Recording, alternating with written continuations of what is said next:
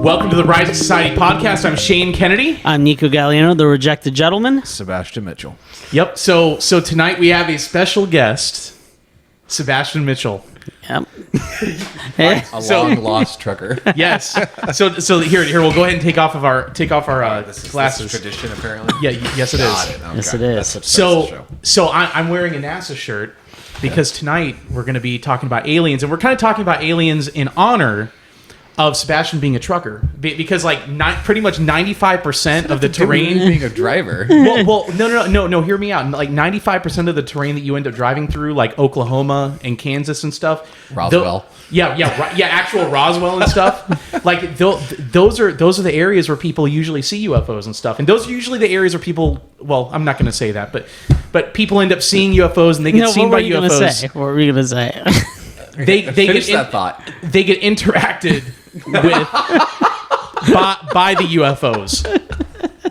And so sometimes it's abductions, but I'm not going to go there because I want to try to be clean. Speaking of that, Sebi's obviously my cousin, so we'll throw that out there. And he actually joined the state because he is a trucker, and that's what we're doing. Have you ever noticed that the majority of sightings are always, like you said, they're always like these people that are like isolated, alone in the middle of nowhere, like farm people? I don't know if that's what you'd call them, or like farm people, or like our truckers that have been doing like a 14-hour bender driving. Literally, there was a conference at a university that Neil deGrasse Tyson was doing, right? And there was a police officer, and you think the word of a police officer actually carries weight, and he was like, "No, I'm chasing this UFO," and he's going through these mountains chasing him or whatever. No, he was following like Venus or something that you could see like one month or one day out of the year, and and the thing moving was him driving on the roads as police cruiser. So no, usually it doesn't carry a lot of weight when people say whatever. His whole argument was in the court of law, eyewitness testimony is one of the highest things in the law of the land, right? He goes, but in science it doesn't mean shit. It's hilarious. Well, and it's kind of funny because whenever there is a UFO sighting or somebody claims that they got probed or something, oh god, it's never good looking people, that get That's really probed. changed over the years, though. Like, there's a lot of sightings in every I was state. about to say, if you want to get serious, like during the Trump administration, all those declassified documents with Navy fighter pilots chasing unknown aircraft. Yeah, the Navy, yeah. Now it's getting like serious. So much so that I don't remember the guy's name, but he did a documentary. He was the first. The guy was like, I think he was a doctor, but he did a lot of private research into like sightings of like spacecraft and stuff like that. And I believe it was, I can't remember the guy's name, but this is like they call him like a ufologist or something. Mm-hmm. Like this is what he specializes in. He was the first person since like literally Clinton had him debrief him because Clinton was getting told no from certain government like sectors. They call it like black government, dark government. They were telling him no, they couldn't release that information to the president of the United States. So starting at Clinton, this guy started debriefing him. He debriefed Obama. He did Trump and Biden. So, I mean, that's 4 presidents in a row. We're talking over 20 years. And this guy's they're serious enough to go talk to the president. Why would that be a thing? I think I know the guy you're talking about. He's a former, or I think he's still a current. I think he's an emergency room doctor. Yeah, he's like a doctor. Yeah, yes. and he's got, there are like 25 documentaries that he's done on like Amazon Prime and I think Netflix and stuff. Yeah, I just saw one. I don't remember his name. But yeah, that guy he knows his stuff. He's got files and files and files and files. Yeah, he's like a lot of evidence apparently. Like, it's wild. So, it is very interesting that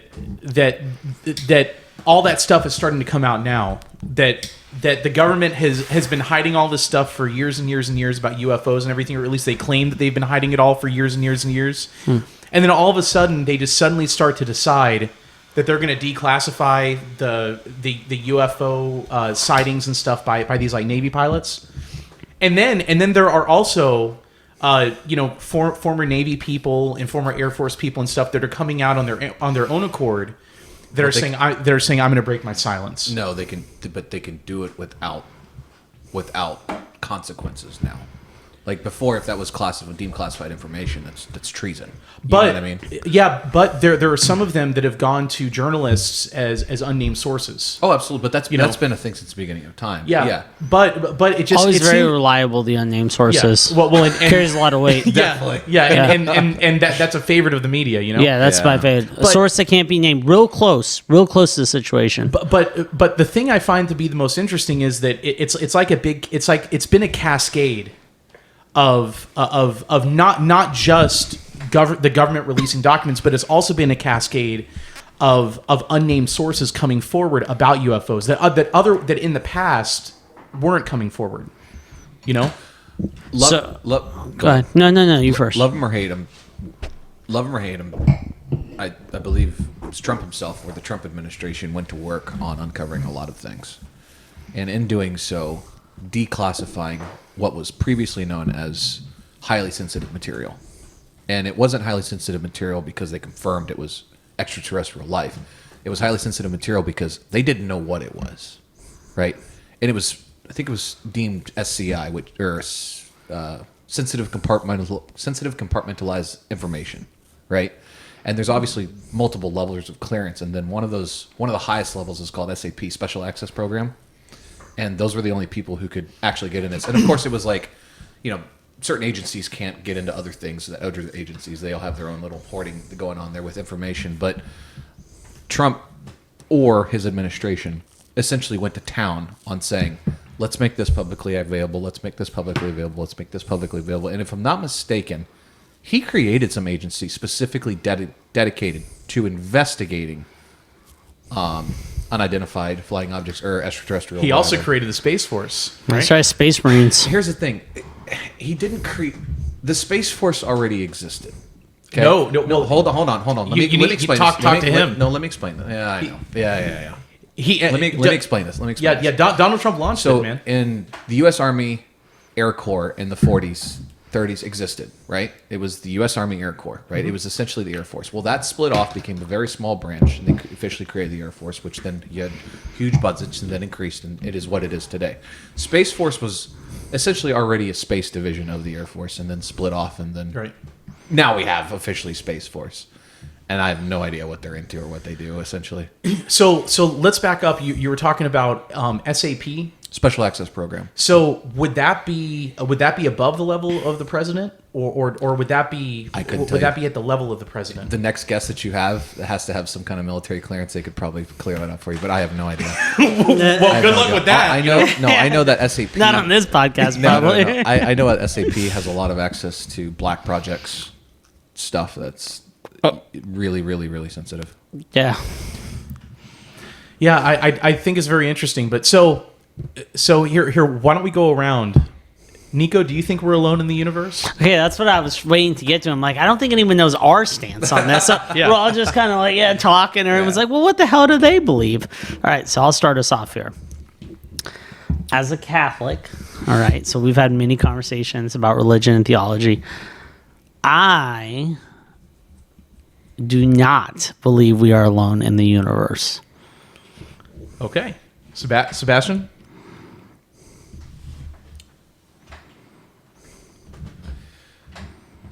I think for someone to say that we are alone in the universe is an ignorant and arrogant idiot. And here's why. Because we know less than 1% of what there is outside of our galaxy. We are just now starting to understand space with James Webb Telescope and what Hubble's been doing since the 90s and whatnot, right? So we can't even confirm essentially that in our galaxy there isn't some life somewhere. And I'm not talking about little green guys running around. I'm talking like bacteria that's qualified as extraterrestrial life, right? We don't know. And for someone to be naive enough to say, "Oh, this doesn't exist," is them saying, "I know everything. That can't happen." Now, on the same coin, right? There's rare earth hypothesis, which essentially says it takes the right combination of planets, suns, heat, friction, blah, blah, to create life. Mm-hmm. And that is an extremely good argument. In fact, there's a book written in 2004, I think, by, I think his name was James Ward and another guy, called Rare Earth. And if you read that book, it's very easy to understand that argument. It's like, okay, they might have a point there. But my personal belief as an atheist and as a person, as a lover of science, not classically trained scientist by any means, yes, Okay, I there it believe is. there's a very, very, very strong possibility of there being life outside somewhere in the universe or whatever. Even the Drake equation says there's 10 possible potential planets. 10,000 possible potential The rapper? planets. So, Not the rapper. who else would he be talking about, Nico? No. No, so I'm going to boldly and naively claim that we are the only rational, incarnational beings in the universe. Now, I'll say that there are other rational beings in the universe, but they're not incarnational like we are, like with bodies. Okay, why? Why do you say that? Well, first of all, if we're going to follow the trail of science, in fact, if you go look at all the images from that we've So was that a received no from from James you? Webb, Wait. Before you go into debating, because that's sorry. we're gonna go down that line. I feel this already because we're obviously at a disagreement. I know it's a no from you, but I need to know what kind of no it was. So are you saying that there's not other? Because you said basically like humanoid conscious beings. Do you think there could be other, for the sake of it? like biological life. Like, Yeah. could there be? I know you non- think animals non-human, have a like- different like- soul than humans. like- Could there be other animals out there? Like Shane, like coral. I doubt it. Coral on a reef in an ocean. That's not a no. Or bacteria. right? Right, but let me So tell you there's this. there's no other humanoid figures out there with the conscious, is what you're saying. Right. Okay, good. So green men, grays, lizard out. But you're not saying that there couldn't be other animalistic, I'm saying that's highly unlikely. highly unlikely bacteria. And Based off what? science, and the science I'm pointing to are, Here we go, you know, okay. if Ding, there's ding. so we talk about the James Webb, Yeah. you know, images and everything. If there's one thing that all the James Webb evidence points to, which you know, completely aside from the absolute beauty of the universe, Yeah. and the vastness of it and everything. If there's one other thing that it alludes to is that there's a lot of space out there that is not very hospitable toward life. No. You know? Space. Like, if we go, 3 or 4 miles down, the pressure kills us. If we go 2 miles up, we're dead. Like, we've evolved to be on this planet and this planet alone. And you see, Space is trying to kill us And you see, actively. I disagree with you on that too. Oh, God. But I also have to go on record, just for the record, that I disagree with that particular statement and the way he phrased it. If we go up, there's no oxygen. If we go down, the pressure kills us. I'm What with is you. there to So I disagree agree on? with you so far there. It was the second part where you said we evolved to be on this planet. That's the part I disagree with. well, Okay. Yeah. And in many ways, I think that the vastness of lifeless space is an illustration to us from God, that only He can create life. We are taking 3 different stances on this. This is going to be interesting, boys. Yes. Here's what's really interesting on it, right? Yours is a mix of science and including the Bible into this. Yours is Mine is strictly religious based. all right, and Yeah, mine mine too. Mine is literally just objective possibility, no religion backing at all. Completely Well- ruling that out. I'm sorry. Wow. Mine is science and religion mixed. His is just religious based. He has no science. He has His is zero. priority religious. Yeah. Well, no. The thing, I'll walk through evidence with you. Sure. You know, and He'll at just the walk end- a little slower, Yeah, but he'll be there. He'll right. catch up. All right, yeah. so But so one I would so need to- so let's so first of all, let's talk about how do you know anything to be true? Let's answer each That's question. a very yeah. vague, loaded question. All right, so how I don't think it's okay. What do you Well, mean? let's get more specific. Sure. What is truth? That's like asking what is reality. It's subjective. Well, I would argue that reality is a part of truth, but from the Christian tradition, Okay. truth is where reality and revelation meet. Okay. You know, so when I look at the evidence from space, Truth is where reality and revelation Yeah. meet. Okay. yeah, I'm reviewing that in my yeah, head. so when I look at the vastness of space, And I see no evidence of life, and then scientists that are much better trained in science than all three of us put together. Yes. And they're looking at the vastness of space too, and they're going incredible. We don't have a clue. And there are people whose worldview they're looking for intelligent life out there to try to justify their worldview, which is that organic life evolves from non-organic material. So in order to prove that precept, that dogma that they hold on to, what the relics that they're looking for in the universe are other examples of life.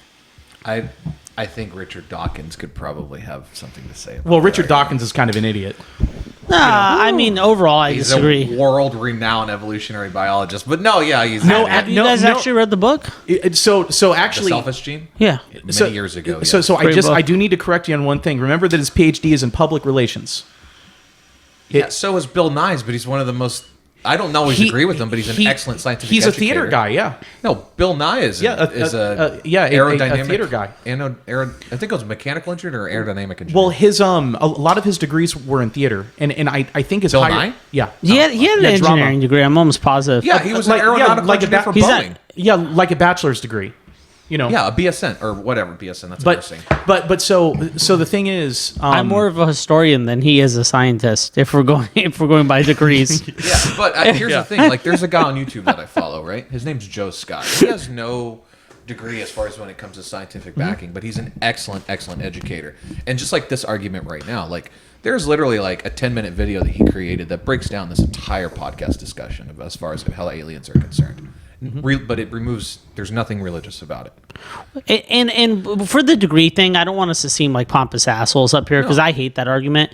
When when you have hours research into something or hours of research, better said. Yeah. So if someone puts in 1,000 hours worth of independent research into something, I'm pretty sure. I think it's something like if you spend 18 minutes a day for 2 years, 18 minutes a day for 2 years. You already know more about that particular subject than 95% of the population. No, absolutely. So, like, I don't want us to be like, oh, does he have a degree? Did Right. he go fucking take 4 credit hours? Get out of here with that shit. You know what I mean? Oh, yeah. We're No, just I talking. totally agree. Yeah, okay. I just want to say, I don't want us to be those guys. No. Totally. Well, agree. so the I'm only a truck driver for Christ's Yeah, sake. yeah, We're having yeah. a discussion. Well, about well, aliens. so- I do sales training, and I hope I sold you guys on that belief. Yeah. So the only thing I'll say about Dawkins is, hey, look, he's a man that believes he's a baboon. And that's a delusion. I don't buy into his reality. Your opinion is a delusion. No. I'm not saying your opinion. Your opinion of him is a delusion. No, There's no fact saying he's a delusion or his opinion. Is well, the thing delusional. is, I will stand by the statement. He is not a baboon. Okay.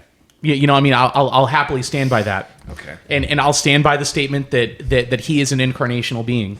A very one that is Can I ask you that's something? internally perverted. What is faith? So faith is the ability to receive truth. It's the ability. Yes, This is it where is. you and I disagree. Faith is the belief in something in the absence of evidence. Right. So for you, for instance, and I'm not trying to personally attack her. Yeah. But Fucking gloves are But- coming off. boys. for You said I ding, ding, love- ding. I know, I'm gonna rein it in, don't worry. for Richard, like for someone like Richard Dawkins, faith is a gap in knowledge. Okay.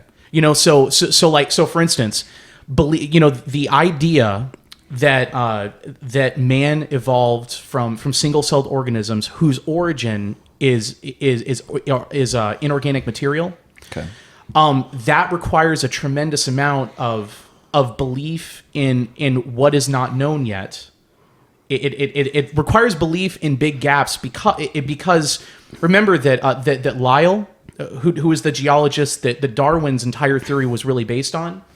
The shit we learned in high school, even. Yeah, Lyell and Darwin both said that the truth of evolutionary theory will if it's true, it'll be manifest in the fossil record. And the problem is that really hasn't happened yet.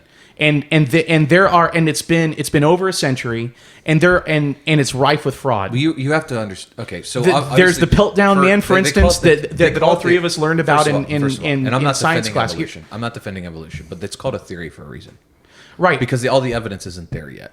But here's the thing: the evidence has come forward over the years. It requires an immense amount of faith, though. We've amassed a lot of evidence. No, absolutely not. If you put together a theory, and it's a pretty damn good one, like, for example, the Big Bang Theory, it was a theory before. Black holes were a theory. Why? Because the math said they existed, right?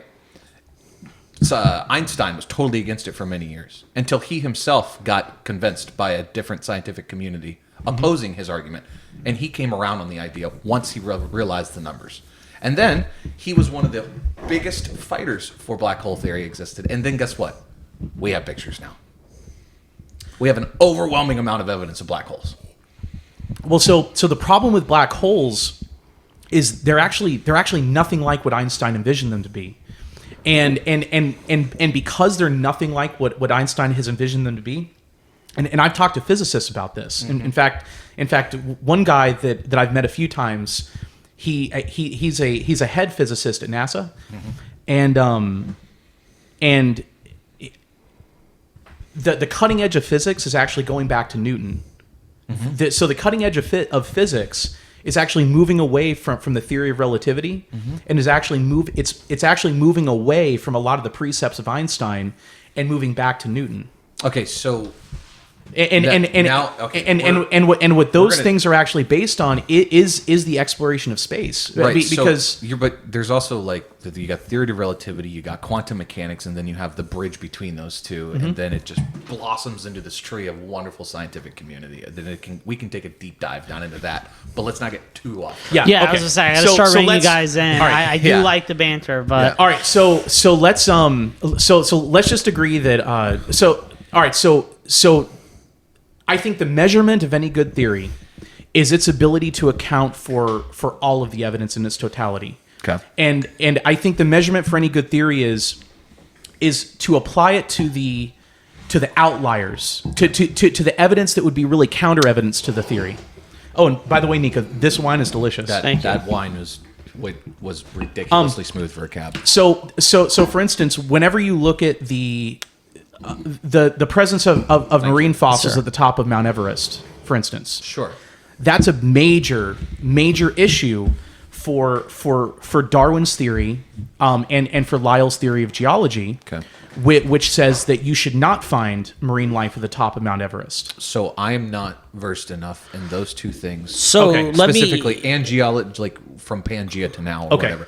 I can't argue against Okay. that or for that. All right, so don't overcomplicate it. okay, so fossil record. There are a lot of issues with Lucy the Hominid. There are a lot of issues with the Nebraska Man, which was a fraud, the Piltdown Man, which was a fraud. We're getting into evolution. Let's right. get back to aliens. All right, yeah. So let's get back to Cliff aliens. Notes, so just to recap, Yeah. the Cliff Notes version of your argument is that God is the only one that can create life, and that there's no possibility of life existing elsewhere because the Bible tells us that we are on this planet, and that's it. Well, not just that, but it's not only accounted for by revelation, but it's also accounted for by reason as well. Okay, explain the reason. So we can go and look at the material world around us. You're taking my job, mate. So we can go and look at the material world around us. Did you want to come in on that? Yeah. Did you want to jump in? No, I was trying to ask some questions, Go ahead. and you guys are Oh, supposed to here. answer. This shit got wild. Okay, here. you guys took off the gloves. Dude, and you the next literally thing I said know, ding, I ding, was ding. I was like, oh all right, it's shit, on. man, it Yeah. went wild. That's all right. Here- No. Follow up to that. Here, let me go ahead and throw this in. Yeah. So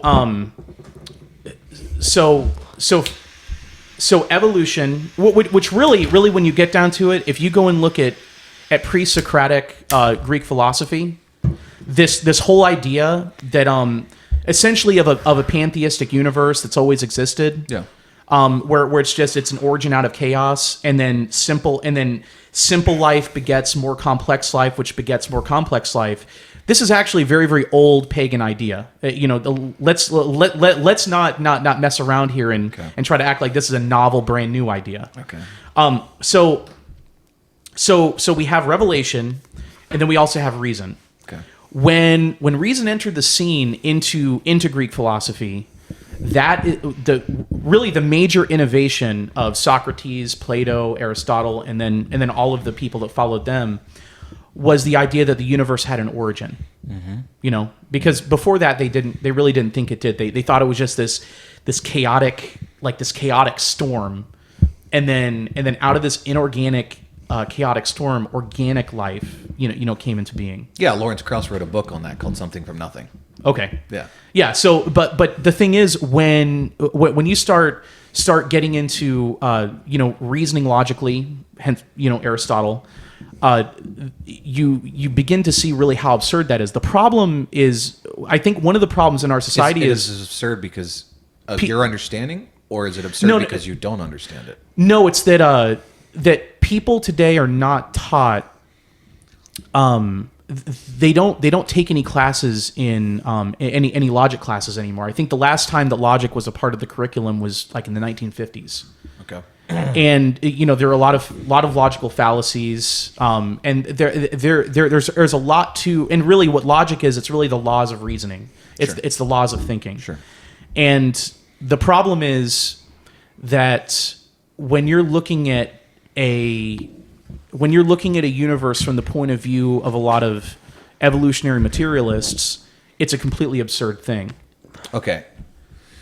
Because there is no origin. This is where you and I have a massive disagreement. He's going to retort. Okay. And I'm gonna quote Dawkins here. Okay. By saying there is nothing there, because you're incorporating religious beliefs off of your hypothesis, shall we say? By saying we are the only people in this universe, okay? Because God says so, right? And the evidence says so too. No, not at all. That Can you cite evidence to me? Wait. Let him finish his point. absolutely. We don't know. That's the evidence. Finish your point. The lack of evidence is not by evidence. Finish his point. Oh, that's a logical fallacy. Okay. By saying that, right? By saying, oh, no, there's no way. And just saying, oh, it's God because God called us to it. That is a cowardly evasion of scientific responsibility. You're going to get to retort. Go ahead. Yeah, that is a cowardly evasion of scientific responsibility. Like, we don't know, so it's our job to understand and explore. Now, if we get to the ends of the universe or whatever, right? The ends of our galaxy, which I don't think we're going to do in the next 100 years, right? Our lifetime, probably not even our grandchildren's lifetime. We'll develop deep space travel in some form or fashion, but I don't think it's going to be Star Trek in the next 300 years per se, okay? When I quantify, when I mean by extraterrestrial life, I don't mean like, the movie Arrival. Wonderful movie. These I've never seen it. I've heard it's good though. It was very good. Somebody was telling me It was a about little that slow, the other day.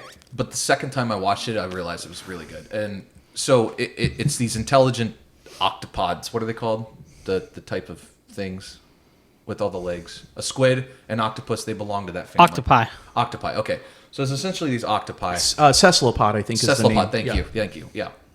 They came on the ships, and then we entered the ships, and then they talked to us through this glass type of thing, right? Okay. I mean, there's a possibility that they could evolve like that, but like literally finding bacteria on Mars quantifies as extraterrestrial life. And what you're saying is you have faith. Yeah. No. What you're saying is you have faith that someday there will be relics discovered that will be used to justify the theory that you hold on to. No, right? absolutely not. I'm saying that there's a fat chance out there because we don't know.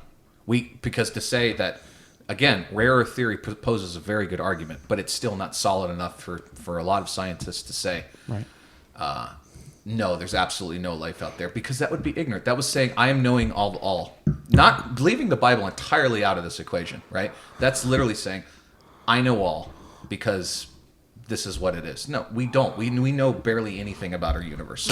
So to say I don't believe that because there's no evidence for it is naive, because we don't have the full picture of all the evidence. And then to say, and what you're saying is just to have faith, right? No, one point, and we're going to let you go on this. And then if you say, well, I know that there's no life out there because God says so, that's a cowardly evasion of scientific responsibility. Okay, pause right there. I love that. Okay, so if I'm understanding the structure of that comment right there, he's saying that it would almost be, and I think the word naive would be appropriate as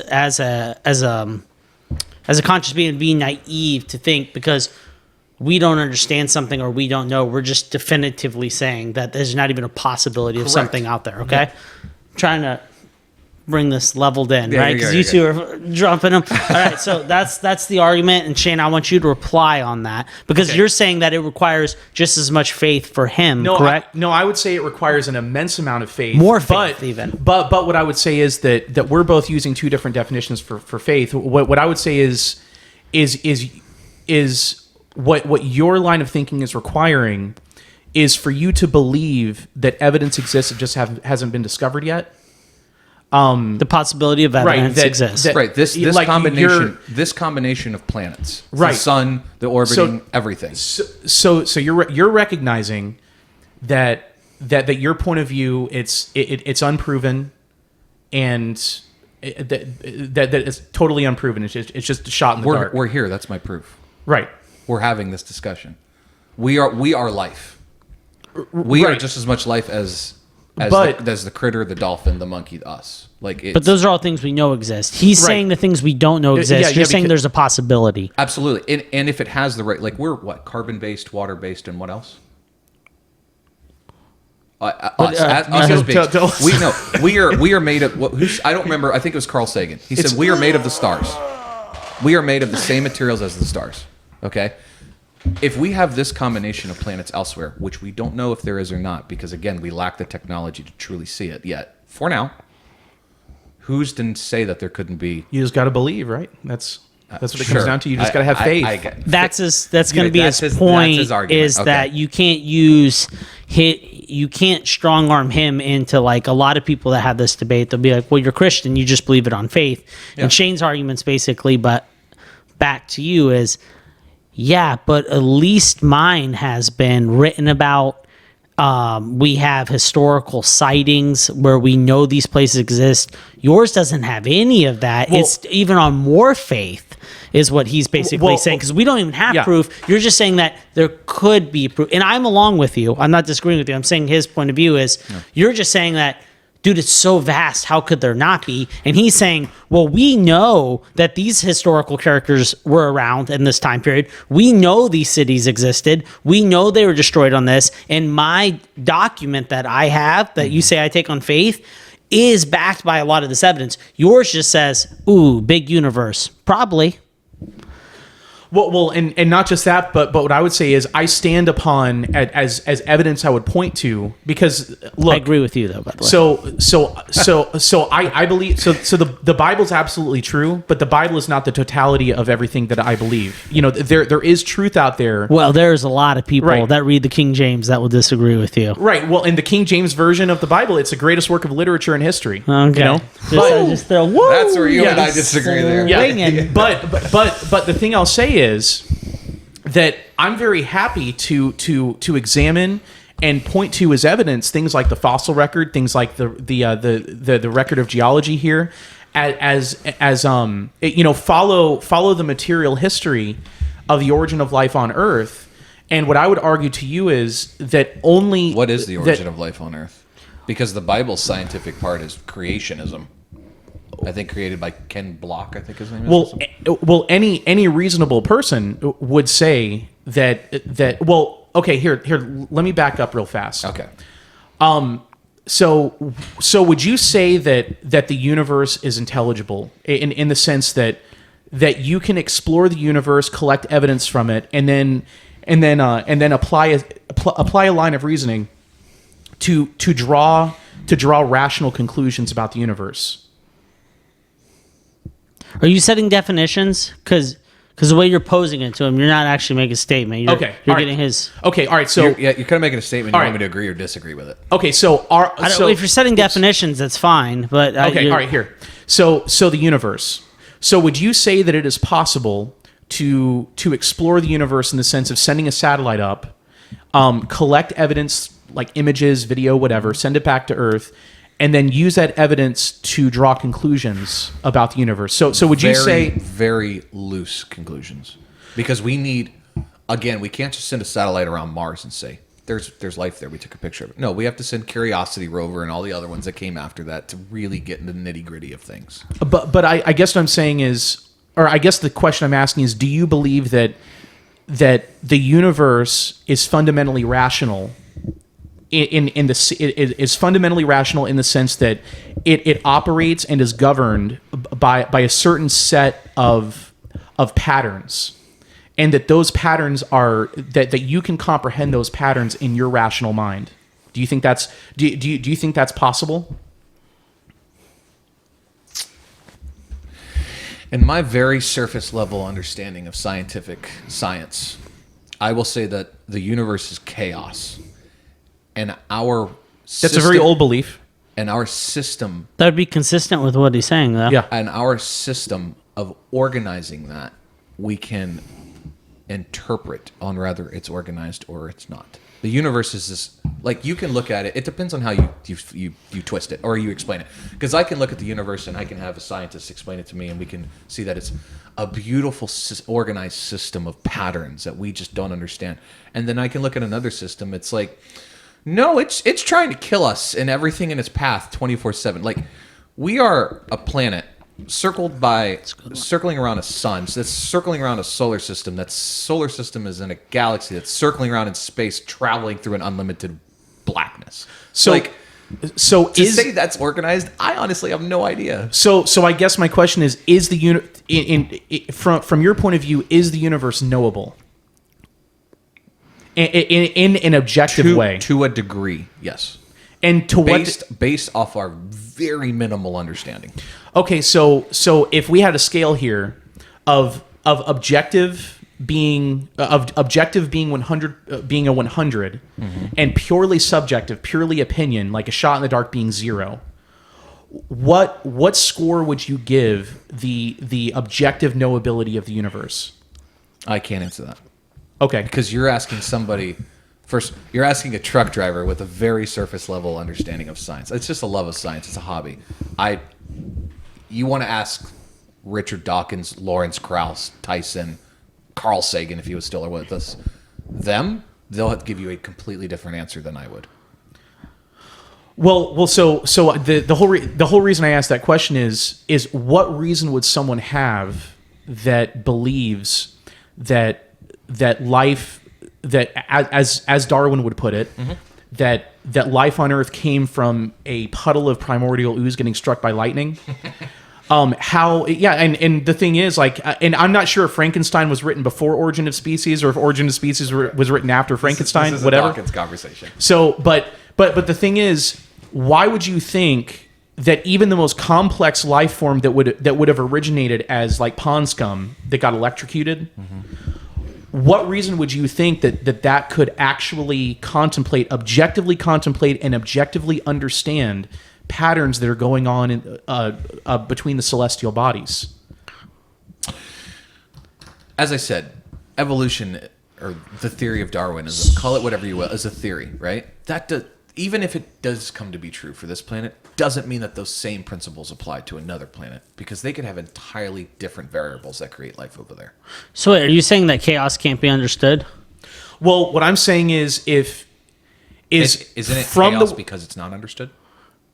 It's chaos because it goes against normal patterns, is the argument. That's what makes it chaos. Well. So the thing I would argue is that chaos is unknowable. That there's a difference between what is chaos and what is unknown. You can have things that are ordered that are unknown. And then once you come to know those things, then you would call that knowledge, right? But I didn't say known or unknown, because I specifically didn't use those in my chaos theory, because I don't give credit to the unknown or unknown. My belief is chaos, and the reason I said this on purpose is because you can have unknown patterns.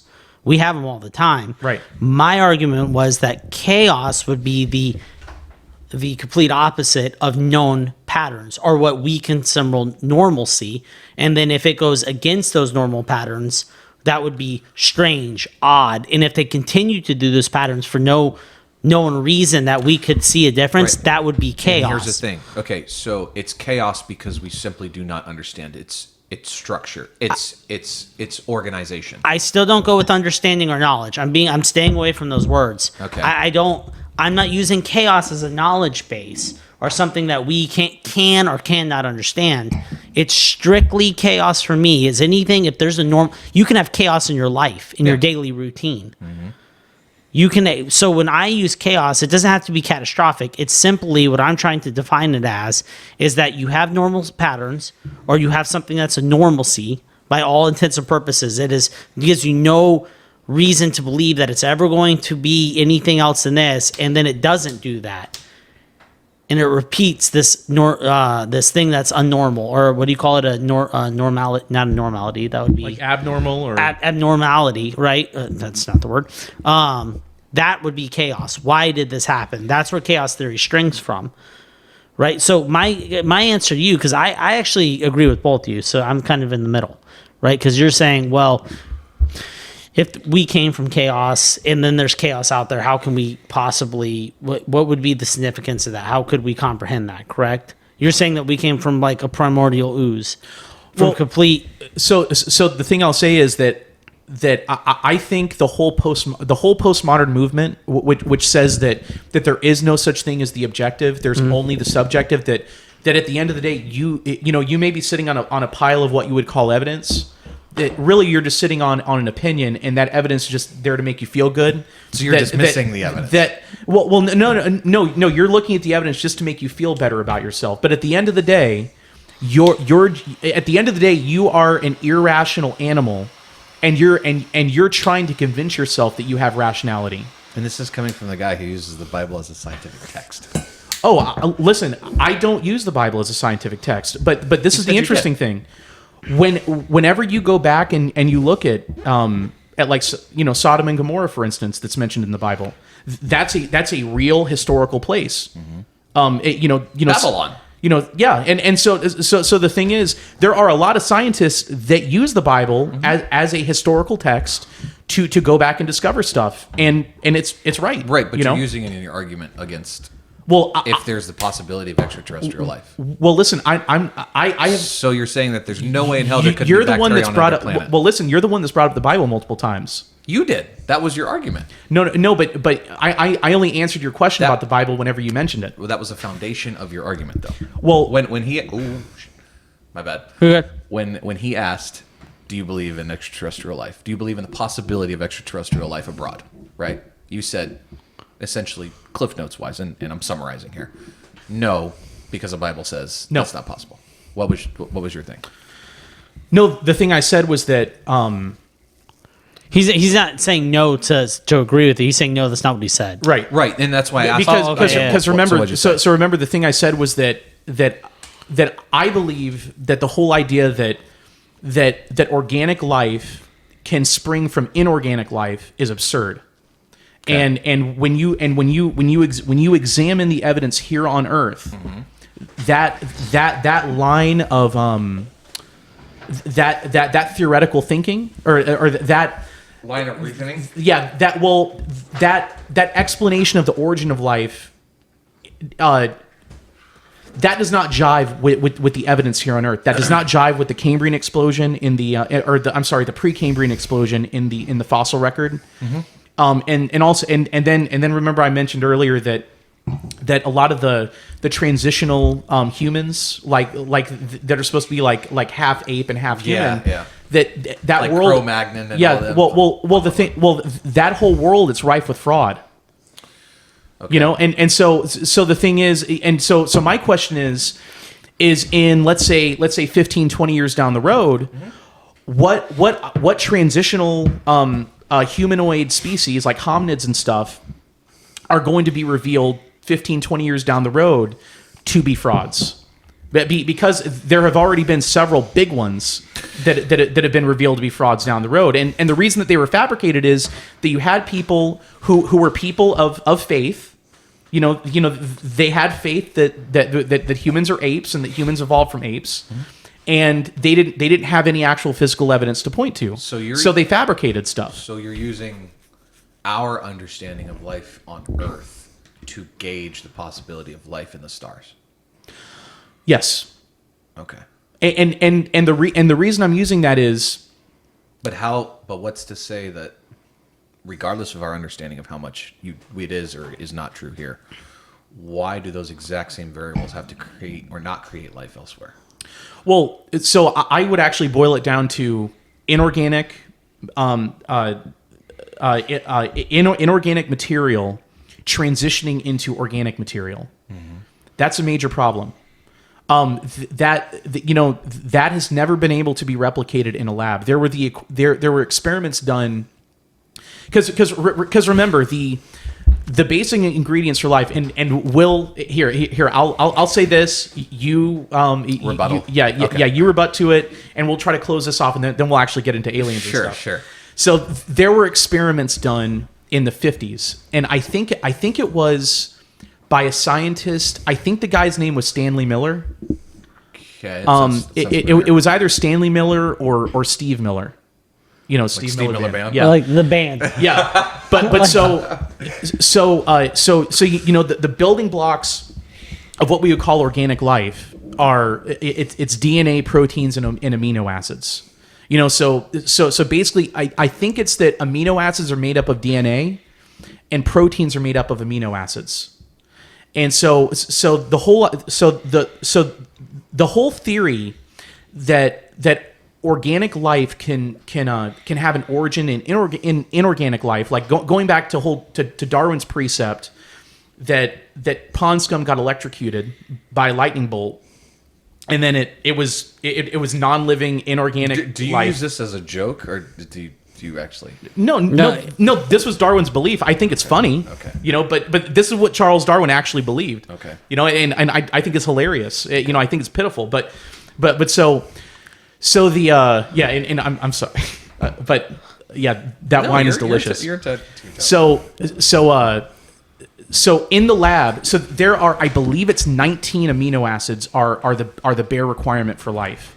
I could be wrong. It might be 17 or it might be 20. I don't remember what It's it is. 19. Oh, okay, it's 19. And I think humans, we have is it 23 or something, or I don't remember.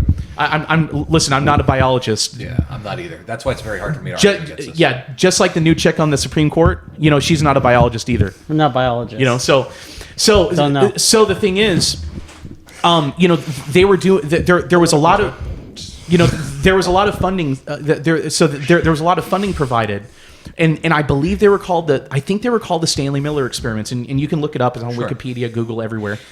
And the best they were able to do, even with tweaking the tweaking gas and stuff around it, the best they were able to do with shocking carbon to try to get amino acids out of it was they were able to produce like half of the amino acids that are required, the bare requirements for life. And there were this was done thousands of times. The majority of times where it was done, it didn't even produce any amino acids. So the thing is, and this was done. In fact, I think those experiments are still being done over and over and over again, because again, these are people of faith, and they're looking for evidence and relics to try to justify their faith. So it's done over and over and over again, and they can't even provide the bare minimum, the bare minimum ingredients for organic life out of it. So the problem is that there is no way they can even massage or manipulate this experiment that they do over and over and over again, and they're always tweaking the variables and stuff in it. There is no way that they can get it to produce the amino acids that are required for organic life. And this is a major problem. The thing is, those experiments used to be pointed to in biology textbooks like back in the 60s and 70s, because it was a contemporary thing that was going on. And they were very excited about it. Then when these experiments were an utter failure, guess what? They're not in the biology textbooks anymore. So I'll look into that. Do you feel like, do you think that we are made up of the stars? Do you think that our biological makeup are the same thing as the stars? What you mean, like carbon? Carbon, water, XXX. Yeah, we're carbon-based life form, or we contain. We have a lot of carbon. We have a lot of other stuff. That's going to go too. into my point when we get to the other side of this argument. Go ahead. But here, let me say this: just because a wall is made of concrete and a sidewalk is made of concrete, that doesn't make the two of them the same thing. and that in no way Both means they're started from concrete. right, and that's all that it means. And the ingredient list to make up both things are slightly different, but they're still concrete. Well, in fact, I'd say the ingredients list is would be basically the same for both of them. Not a structural engineer, couldn't tell you that. But Well, if it's a sidewalk made of 100% concrete, then we're talking about a wall made of 100% concrete, Then it right? might be the same thing. So Then, they do then the it's same at thing. least 99% Yeah. Yes. concrete. Yeah, yeah. But inherently, the two of those items are totally different things. all right. So Actually, if it feels like it's non-concrete, technically, not to get off topic, but if it feels like maybe it's wood and not concrete, then it could be wood. I'm just saying, by definitions of today's standards, Yeah. that actually doesn't hold up anymore, boys. Yeah. Well, Nico, that's the thing. In the postmodern world that we're living in, there's no way to absolutely know anything. Well, right? we destroy definitions, Yeah. but on this show, we hold definitions very true. So what I want to get to is, because we can debate evolution till we're blue in the face, right? That's not going to get us any closer to aliens. It's going to keep saying why you guys don't. It's a subsect of it, right? But what I want to ask you is, when you think, let me attack it from a different point of view.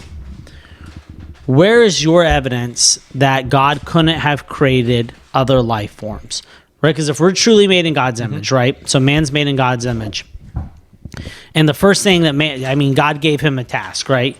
I'm going to create all these animals. I want you to name them. I want you to take some creative responsibility over these things, right? Take ownership. You name them. It's your job, basically, this is your domain to be over, right? He wanted us to create, to be in his image. So if he's creating, and from the day we're born to the day we die, from our first little finger painting to our last will and testament, if you will, from beginning to end, we're constantly trying to grow and learn and understand and create and do all these things. So why would God not continue to do those things? So what would be your argument for that? Why could God not have made other life forms? Maybe they're out of reach, so we'll never intervene with them. They're almost like two separate little things, right? Yeah. Why could that not be a possibility to you? Well, so I'm going to invoke the laws of logic here. I can't prove a negative, right? So I can't prove that God did not do materially. I cannot prove that God did not do something, right?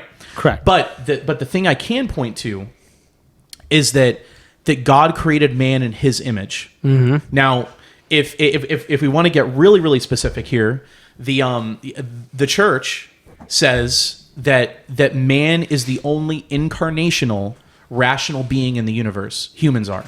This is small t stuff. No, this is big T stuff. You're saying this is big T stuff. Yeah. This is big T theology. Okay. So now the thing. And what is their point of reference for that? The Catechism of the Catholic Church? Where are they? Why are they saying that? Why did they decide? Because that's not in the Bible. It doesn't say that. Let's say, and when this was said, how long ago was it? Well, so Their point of reference. What are they referring to? Well, it's based upon the teachings of the church going all the way back to the church fathers, and these are people these are the direct teachings of the apostles, and these are people these were disciples of the direct apostles, and it was passed down. And that's what I'm saying, because Right. we have a lot of text, even Dead Sea Scroll. I mean, just text, and nowhere does it ever say that. So this was just word of mouth passed down, and our church forefathers said, we are alone in the universe. This is it.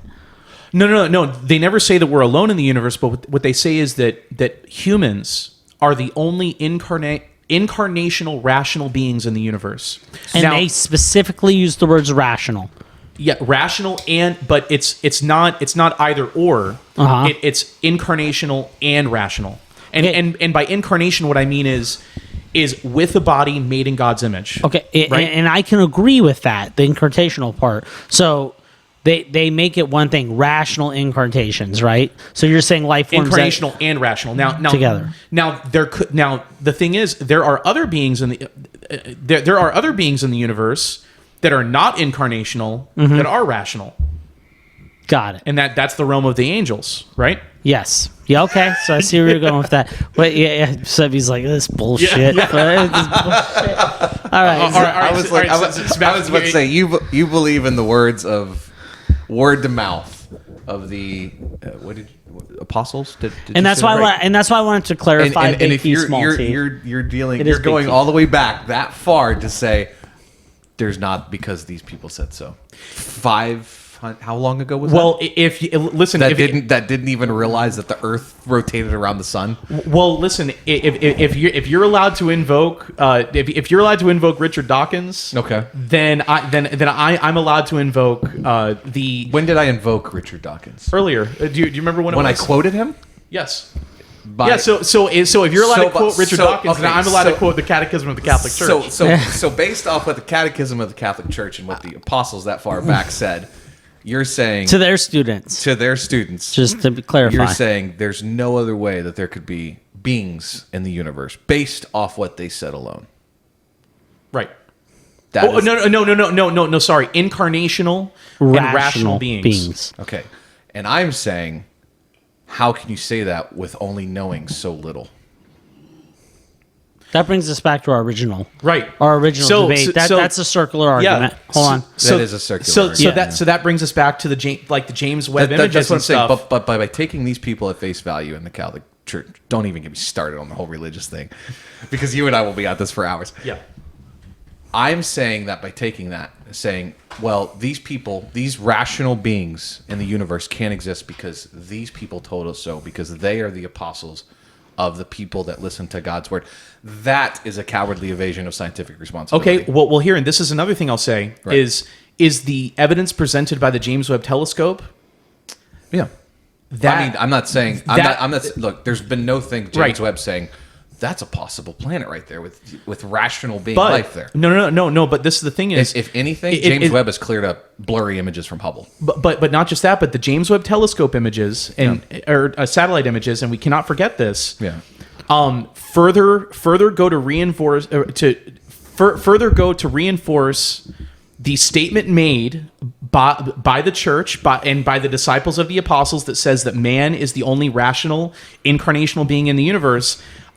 Listen, I've looked at a lot of the pictures from the James Webb Telescope, and I know that you guys have. I haven't seen any images there of incarnational rational beings. Now I could be completely off on this, but the thing is that is evidence that goes to reinforce the statement the teachings of the teachings of the church. And I go back. You know what? I'm not even going to go there. Never mind. Well, but this is the thing. So this is the thing. That wine is delicious. Yeah, Yeah, yes, it's it That's is. actually better than the other one. So Cab, yeah. so this is the thing, Sebastian, is you can criticize you can criticize a statement based upon the source, like I can say, for instance, I'm not going to trust evidence that Richard Dawkins presents just because it's Richard Dawkins, right? And you can also say, well, I'm not going to trust statements that you're providing me with just because I don't like the Catholic Church or something, but at the end of the day, I'm saying these people were clueless. well, apparently the James Webb Telescope is clueless as well, right? No, it's a beautiful scientific instrument that has given us a massive amount of information. But its evidence best jives with the teachings of the church, and its evidence does not jive with this whole thing that the only criteria that you need for life is for you to have a little puddle of ooze and then it gets struck by lightning or get electrocuted, and then all of a sudden boom you've got incarnational life. Do you believe in the Big Bang Theory? And the Big Bang Theory was actually it was actually the I'll go on record. No. yeah. Well, let me say this. So the Big Bang Theory that you're citing, that was actually conceptualized by a Jesuit Catholic priest. So do you still accept it or do you reject it? What's the foundation of his thing? Because what he My said. understanding. Okay, so again, surface level. I'm disclosing that here, based off my very surface level of understanding of the Big Bang Theory. Yes, the way that Brian Cox has presented the evidence, which has been peer reviewed on most of it, if I'm not mistaken.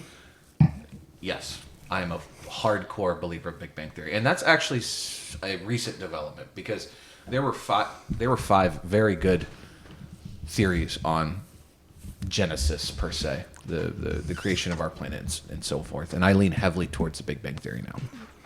So remember something, that the Big Bang Theory only makes sense from the point of view of a Christian, because it aligns with right your yeah. scientific text, which you refer to as the Bible.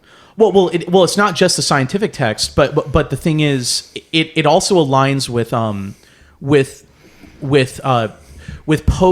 post Socratic Greek philosophy, which is what we would say is kind of like the beginning of man formulating reasonable arguments about the world around him, about the universe. And your question on, what'd you say it was? A Jesuit Catholic priest? A Jesuit priest, I think it was in like the 30s or 20s. If he was the founder of that concept, right? That if he pushed forward that theory, a lot of times you have to question the source and it's reliable where it's coming from. But if the source has merit and is backed by solid scientific theory or scientific, he was a Catholic, so you could trust it, right? 100%. Oh God, you can trust Catholic.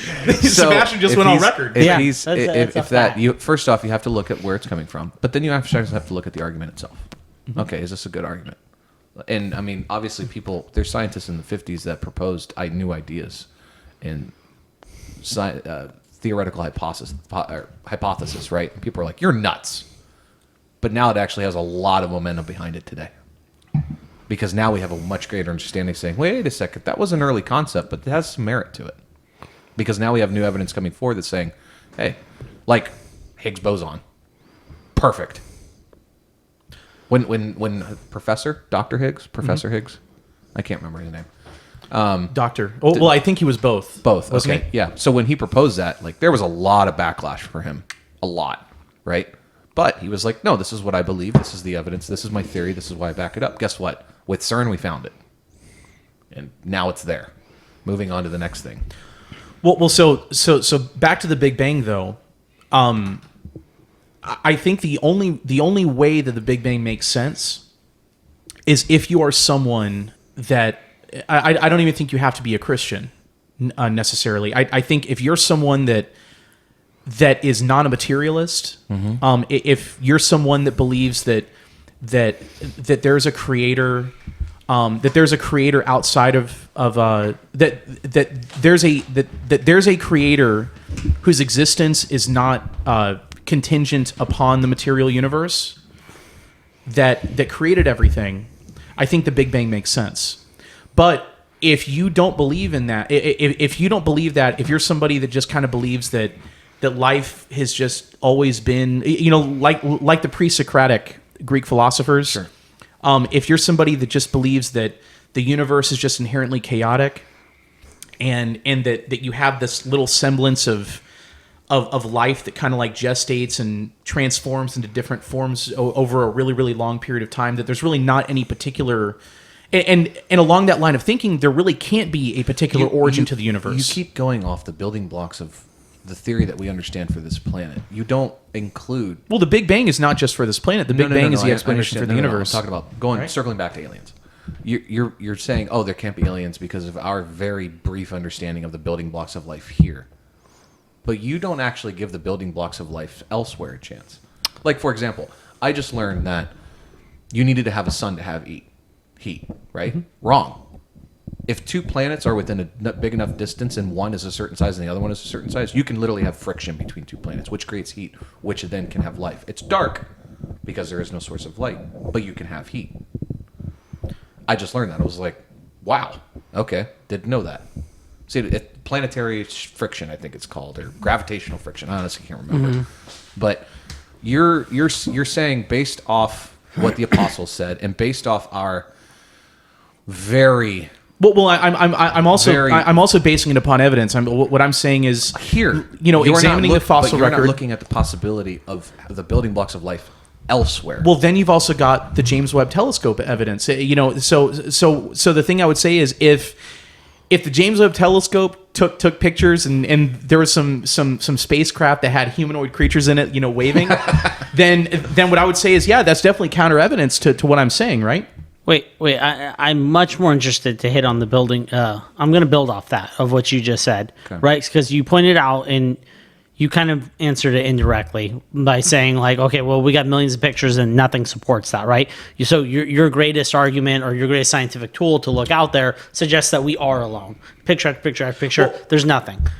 Yeah. Let's build off this, right? So you said that they had to be, what were the two standards, right? Rational and what? Incarnational. Incarnational, very important word right there. Okay. But I asked you a question earlier, and I said, do you think there's a possibility of aliens as we know them, right? Like humanoid, definitive. But you wouldn't go on record saying that there's not a possibility of like an animalistic one, right? Not in humanoid form or conscious, right? Cephalopod? But anything, let's say anything. But you just said, right? So you went, your whole argument, your whole point was that evolution is not possible. So if evolution is not possible here, right? Because we believe in creationism, you and I, correct? Right? Okay, is that safe to say? Yeah? Can we go on record? Are we? Yeah. We're good with the camera? Yeah. Okay. Yes. Creationism, as in dinosaurs are only 10,000 years old. Dude, come on. Well, hold on. Creationism? Don't go. Dude, 8,000 Keep years this- old. Don't. No. No, it's not. Shane, what I we don't mean. want to stab people, but you make me Yeah. want to stab you on that one. Keep this on track. So you won't go on record saying they're not out there, right? That there's not the possibility of these animalistic things. That would mean, by your own logic and your definitions, God had to create them. What would have created them out there? Well, Because you so- won't give a definitive no, but you said the church teachings said that there's no way there's a humanoid with the conscious out Right. there. So if there's animals out there, that means God created them, correct? Right. So you... And this is the thing, though, Nico. God. That's aliens. Listen. Well, but Nico, this is the thing. God does not say. Can't that be applied to rational beings as well? No, because he went on record saying not rational or in the image of God, not incarnate, nothing like that. That would be considered an alien. But, That'd be you just considered said that by definition, God could have created other life forms out there, correct? As long as they're not incarnational and rational. All right, those are aliens. But so He believes in aliens. Well, here, no.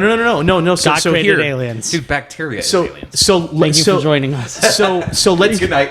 Click. so let's take it a step further. Okay. So the thing I would say Yeah, is, let's ride this out. So the thing I would say is, if you are proposing the claim that there are let's say non-rational beings out there, that like bacteria or something on another planet, that's fine. I have no problem with that. The only thing I would say is, show me the evidence. Present the evidence. And what I would say is, you need to be very careful about making that claim. Don't make that claim as if it were a certainty. Make that claim as merely a hypothesis, because that's all that it is. Mm-hmm. Right? And the main issue I have is that a lot of people, when they're talking about the probability of bacteria being on another planet or something like that, they talk about it as if they talk about it as if it's a certainty. Mm-hmm. that it's totally irrational to think that it's not. But what I would argue is, it's completely irrational to make those claims without backing it up with some kind of evidence, right? So, Sebastian, I'm sure that I'm sure you've got something to. What's your reference? What is everything? Everything you just said in the last 30 seconds. What is, like? Let's look at it from a law perspective. Okay, what is the foundation of your argument? Specifically, Well, that's what he's saying. If it wasn't done here, and this is the only thing that we can observe and know for sure, we know every theory that's been brought up before creation is complete bullshit. I'm not talking about antelopes running around on Venus. I'm talking about rational beings not existing elsewhere.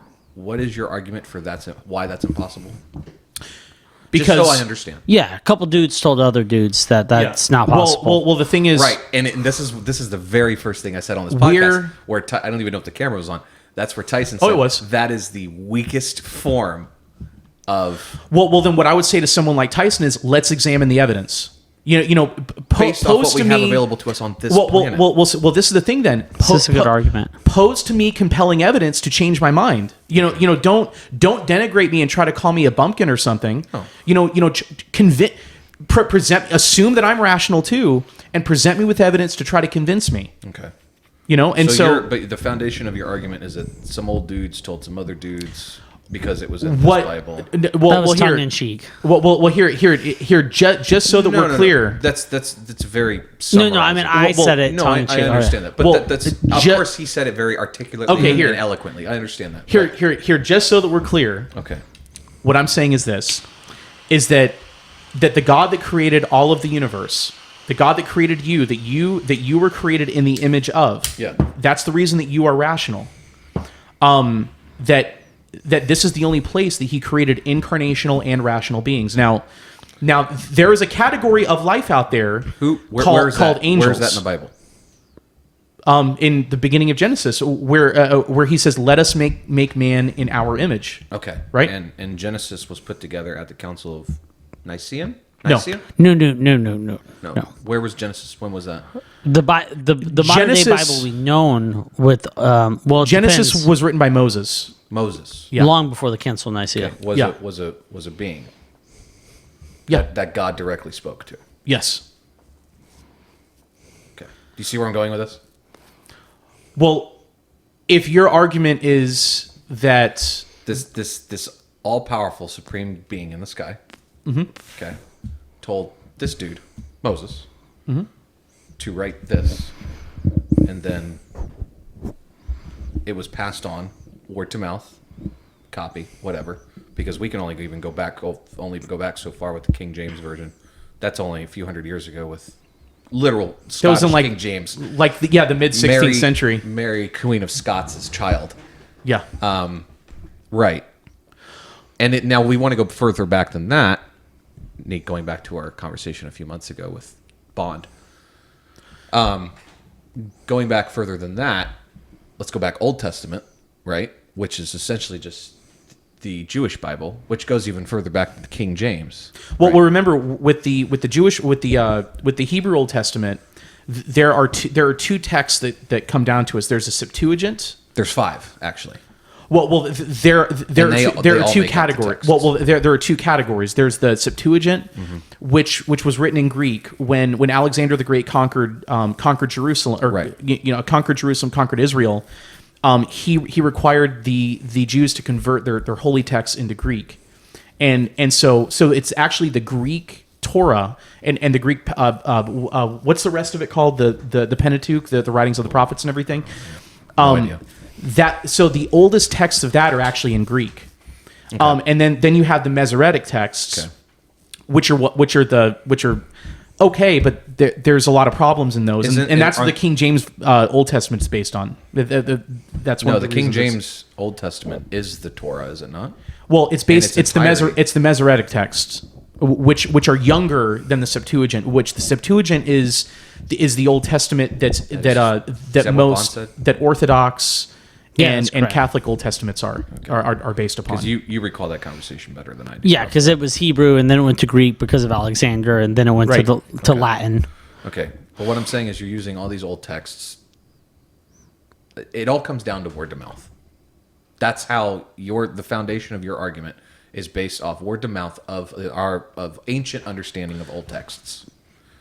Well, so I think what it comes down to is this: is I'm arguing that we were created in the image of God, who is rationality itself. Okay.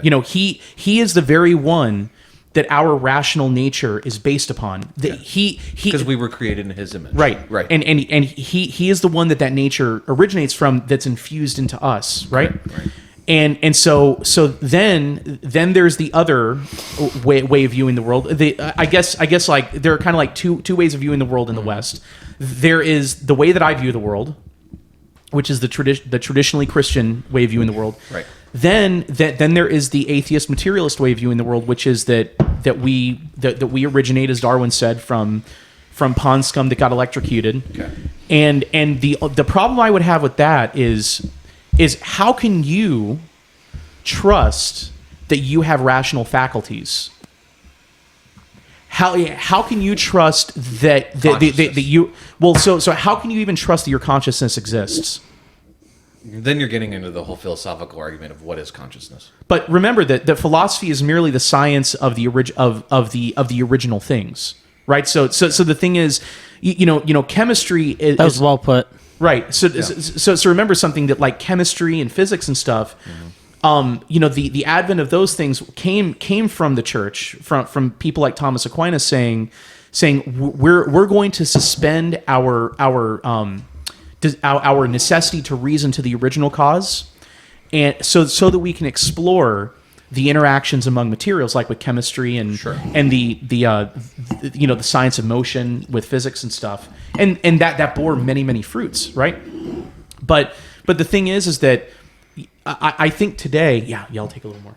I think today we look at philosophy as if it is something like problematic or as if it's something that's just like foolish. But the thing is, all philosophy is it's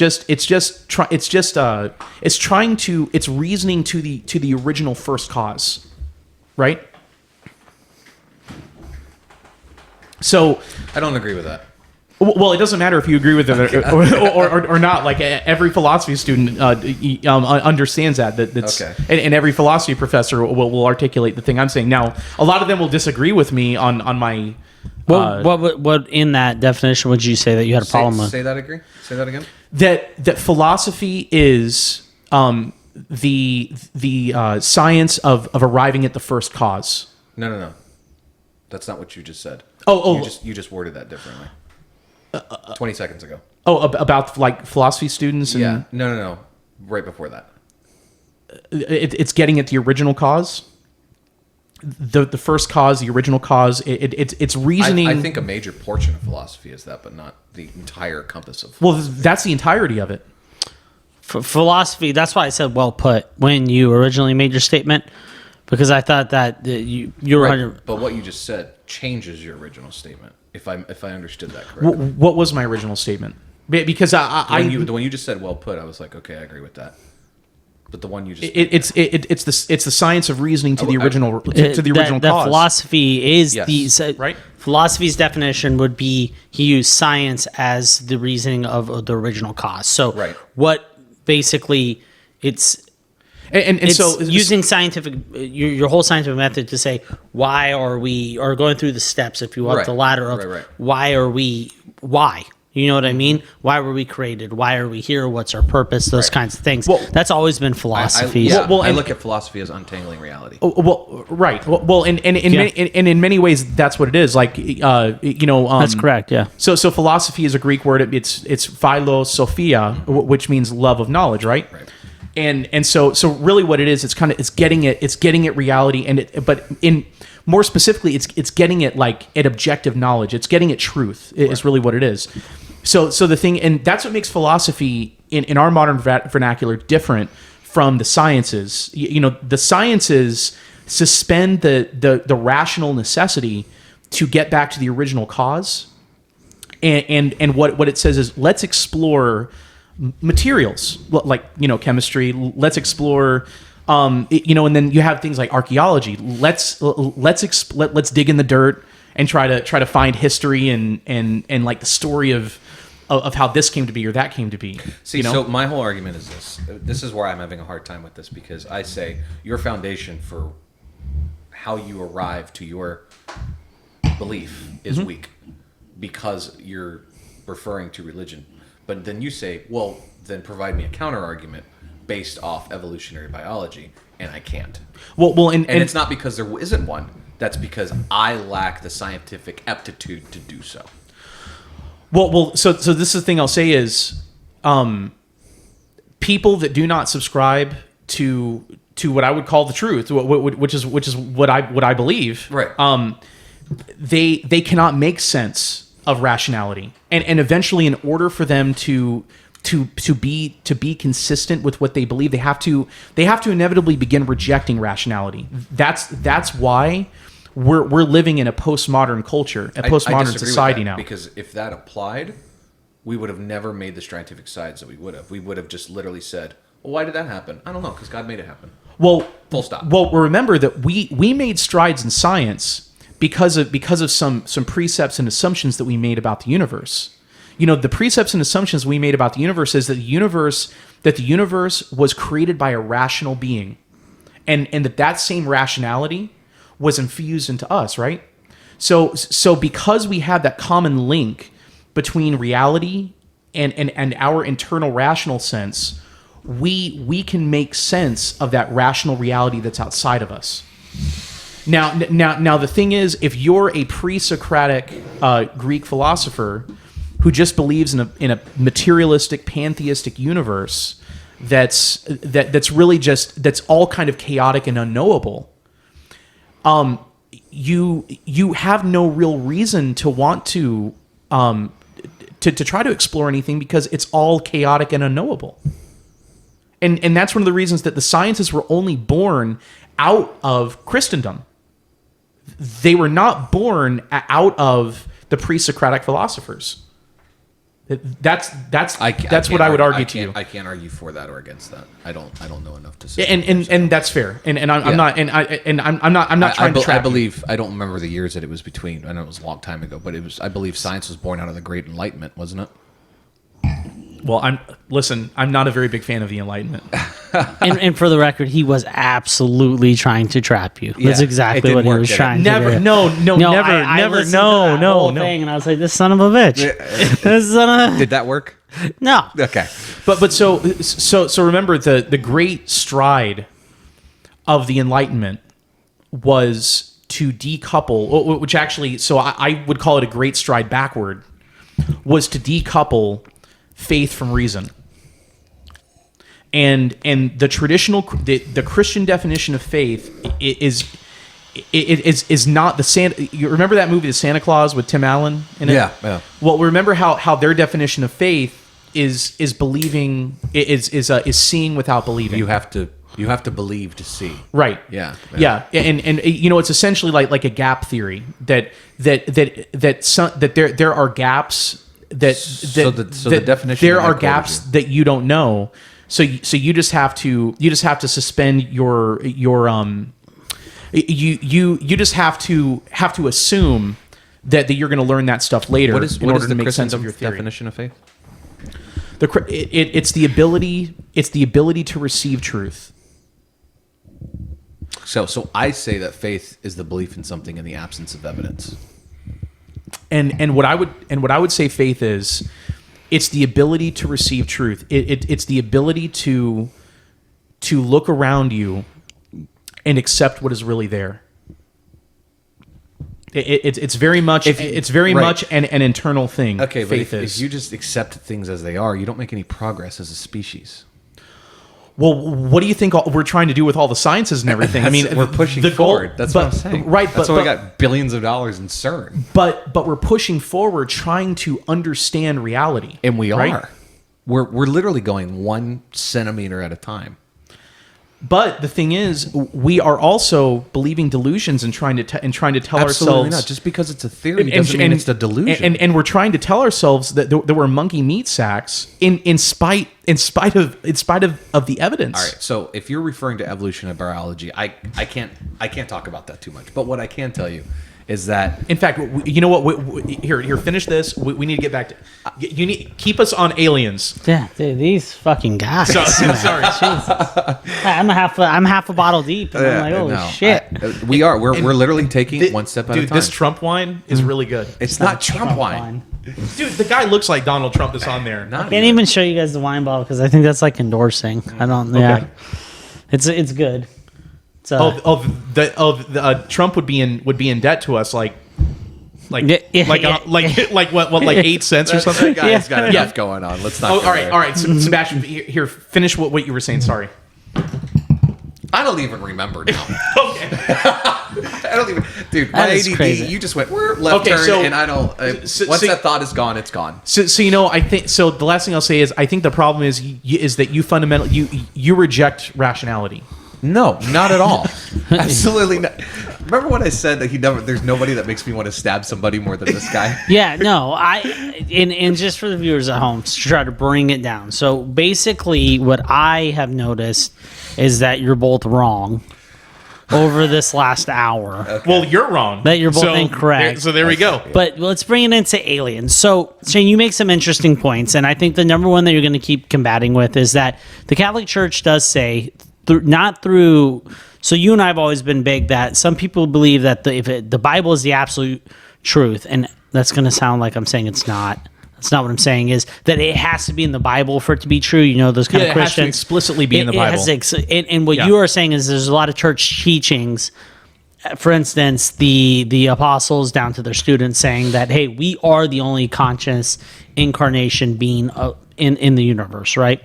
So you're going to use that as the stepping stone. But what I believe is, so I've always been a kind of guy that I think that science and religion actually walk hand in hand.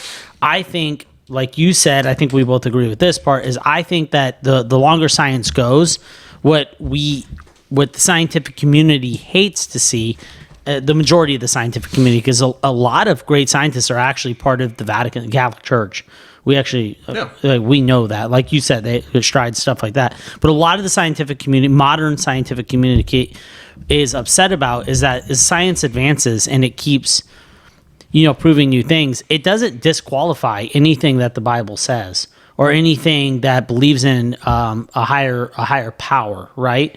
It actually starts supporting those things, or you find links that are possible. I've never seen anything in the scientific community that wasn't a theory that we know exists that says, oh, well, that eliminates God, right? That God's out of the picture. So my belief is that you have the beginning, and since then, throughout civilizations, we try to, being made in God's image, is understand Him more and more. Because He is all knowledge. He is all being, right? Always was, always will, all knowing. So it's only natural that being in His image, we try to understand Him. We try to get closer to Him. We try to consume this knowledge, right? Being in His image. We like to create. We like to love. We like to have these things, right? Well, from the beginning of civilization to now, I think we can take even little pieces of evidence. Like, I find it very interesting that science says we're made, and I know you gave the cement one, but just hear me out because you made this reference. So I want to point out that we're made from stardust, basically, right? And you'll go, oh, well, 1, 2 doesn't have anything to do with the other. But that's basically the scientific argument. Well, I find it very interesting that old civilizations, right? And I know you're going to say that these are demons and shit like that, but they actually prayed to the sun, right? Mm-hmm. And we know as humans that we're on a natural cycle of we're awake during the day and we go to sleep at night, and that light's supposed to represent good, dark's supposed to represent evil. We know that plants grow during sunlight. Well, the majority of plants, I know this, not true for all of them, grow during the sunlight and at nighttime. You know what I mean? It's the natural cycle of things. Can I quote Sagan here? Yeah, go ahead. Did you pull this up? I did, yeah. It says, "We are made of star stuff." He wasn't being metaphorical. He was simply noting in a unique, precisely and poetic way that raw materials that constitute our physical bodies were forged in the belly of distant, long extinguished stars. And wait. Well, and that's his opinion. And that is, it is an opinion piece. Yeah. So I'm trying to draw the connections that we know we need. We can all agree that to have life, you have to have a sun. But correct? No. You're saying that planets, your new theory, that's not proven. That is literally a theory. What evidence would friction, you point there's to? There's planetary friction, which creates heat. That's not a theory. That's a thing that we've had actually. We know it creates heat. It does not create life. No. It creates heat. That is strictly a theory. We know one thing, and I'll go back to Shane, not to strong arm anyone, but we know that there is life, and the one thing we have to have for us to be here is that fucking sun. I don't care how much planets bump in the night making love. Yeah, no. It wouldn't support our life. Our understanding, the nature of law, the laws of nature, and our understanding in this galaxy, this planet specifically, states that we exist, again, going back on rare earth hypothesis, that this combination, yes, to answer your question, we need a sun to get where we're at right now. But if I'm asked to use evidence to support it, I can only go on what's known. I can't go on theory and ask you to have faith in it. So you're asking me... If your theory has merit, yes. Well, yeah, that's what I'm saying. You can't be like, well, Shane, you have such a weak argument. Well, I could easily look at you and be like, well, what a weak argument. 2 planets having sex make life? You have no evidence of that. You're asking me to believe in that. You're saying that it makes heat, which could theoretically You're a faithful support guy, life. Sebastian. No. Hear it out. It makes heat. That's proven, right?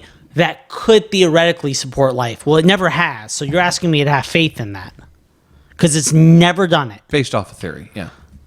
That's my exact point. What I'm trying to do is, I'm not saying you're wrong, you're right, you're wrong. I'm saying let's draw the connections. Okay. Because we focus so much on differences between science and religion. And my point is, I don't think there is a big difference. I think science supports religion. And my argument for that is, you're saying we're made out of stardust. Well, at the beginning of the time, people naturally, everything that the sun does, right? Warmth, all of this stuff, they literally prayed to the sun. I don't think that's a coincidence, right? We have souls in us, and we know when people die, they say it's air leaving the body, but there's a part of them that they actually weigh less after they die, right? And they say it's decompressing gases, all the stuff. Some people say it's soul leaving the body. But the whole point of this is that we know when we die, our hearts stop pumping, we get colder. It's not that warmth. I'm saying that there's connections. I find it, why would ancient civilizations worship the sun? No idea. Right? Is it truly because we're made of stardust? And my argument to this would be that maybe these stars, right, or pieces of God, if you will, right? So that life can create in these things. And we know we have multiple stars. The universe is constantly growing theoretically, and God is always creating. That's what he does, right? He's a creator, and he's all-knowing. And sustaining, too. sustaining. Why theoretically, and I'm not going off of, I know you're going to have your points on this. They're heard. I'm saying theoretically, why would he not be creating other universes, right? If it doesn't necessarily devalue us or take his love away from us or what he's done for us. I mean, he created angels before us. We know this. I was going to say this is a fact. For Shane and I, we can acknowledge that he created something before us. So he just created us and stopped? Maybe. Very possible. Right? And a lot of people hold that belief. But my argument is, if he's always creating, right, why did he create this telescope that used as evidence to say there is no life? Why create all that? If we're the only being in the universe, why create that? Because it has no effect on us whatsoever. Why does it have to be God? This is my argument. Why would he do? And I'm not trying to say, because our whole point of philosophy is to get back to creation, and I know we can't understand why God would do it. Just the original cause. The original right? cause. That's what it is. Why would God create a universe billions and billions of light years away that has no effect on us if we're all that there is? He's no reason to do it, right? I'm not saying we can. What would be your reason that he created that? What would be your guess in the dark? What if he created all of it so that we could someday colonize it and we could create on those planets? And we could move forward and name things on those planets. Or remember that in Genesis, God one of Adam's jobs was to name the animals, to categorize them, and that's one of the reasons that I believe we have such why humans have such an affinity for categorically organizing a reality into a knowledge base. That's one of the reasons that if you look at a biology textbook, scientists have an obsession with categorizing everything, and breaking things down into very, very rational names and into universal names. That's the reason they use Latin. Typically Latin. Yeah. So I think the reason that's in our nature is because that was infused into our nature by God. Now if you take and this is another thing I do want to say about let me theories. Let me recap that. I apologize for okay. cutting you off. Yeah. Go ahead. You just for said folks that. at home. You just said that we categorize things. Scientists categorize things in Latin into small groups because you feel it's innate. Yeah. In our being, because of our origins. Well, it's because of the nature that God infused into us. Right, and this is where I completely disagree with you. Right. I think it's because it's a system of organizing things into groups where they belong. Well, so because they share X amount of things. let me examine the opposing viewpoint, which would be like the materialistic origin for life. Right. What would the nature be of that life? It would be to basically To understand it. Well, no. The main driver of that life, according to Darwin and according to natural selection and everything, is it's propagation of the species, and then you die. Like that's it. Like the entire purpose of your existence, it's not so that you can understand anything. The whole purpose of your existence is so that you can procreate and then die. Okay. That your life. Yeah. The only meaning of your life is so that you can. Isn't that what we do? Well, the thing is, that's one thing we do, but that's not the entirety of it. No. And so I guess the thing I would say is if you reject what God has revealed to us, then how do you make sense of man's nature not being limited to just pure instinct to procreate and die? How do you account for our brains have evolved beyond that? Right, but the thing is, how does that benefit the propagation of the species going forward and trying to learn about outer space and stuff? That does not benefit that does not make you propagate the species in a more efficient way. Absolutely, it does. How so? Because, to quote a friend's dad who's no longer with us, when you stop educating yourself as a human being. What did he say? When you stop educating yourself as a human being, you cease to fulfill your purpose on this world. Well, that's a very very deep statement, and I actually agree with that in many ways. And this is why I'm saying, like, based off what you're saying, it all leads to, well, we need to accept things as they are and take the Bible for its word, because there's no reason to go beyond what we don't understand. Well, the thing that I would say is this: is that statement that you just made? Yeah. That's totally inconsistent with life originating from electrocuted pond scum, and then the entire, and remember that's Darwin. Yeah. That it is inconsistent, because what would it matter? You don't have a purpose if it's chaos. Well, and not just that. But, remember, it was random. Well, and not just that, but let's say. Yeah, but then you're asking like a philosophy being getting at its cause. Then you're asking, well, what is the purpose of life? Like the big Buddhist thing. What is the meaning of life? Well, so to give life meaning. So I guess the reason I keep going back to that is that as so if that's your precept, if that's your axiom, the dogma by which that's where you begin the line of reasoning at, which is the primordial pond scum that gets electrocuted, and then the driver of life is natural selection, which has really two components. It's genetic, it's randomized genetic mutation, right? And then what the principle of natural selection says that the mutations that help to propagate the species and that make the species survive better, those are the ones that continue adapting and that get that end up getting infused more and more into the species. Yeah. And then the mutations that are not helpful die out. Right. So the thing I would say is, as far as natural selection goes, if we are merely animals that are just here to just go and dominate and procreate, and that's it. Like that's the only meaning of all this. What is the point in pondering philosophy? What is the point in thinking about stardust? Who said that? The primordial pond scum. So I guess what I'm saying is, how do you trace, rationality? How do you trace the pursuit of truth? How do you trace all that stuff back to the electrocuted pond scum? And how do you make those two things jive? So if you're going down to answer that question, if you're saying, just playing devil's advocate here, if you're saying that why are they learning about space? I'm not attacking you. He's attacking you. Yeah. Well, I mean, even if attack. you, but here's the Obviously thing. an This is an exchange. It's a push and pull of ideas. This is the conversation that people are not having today.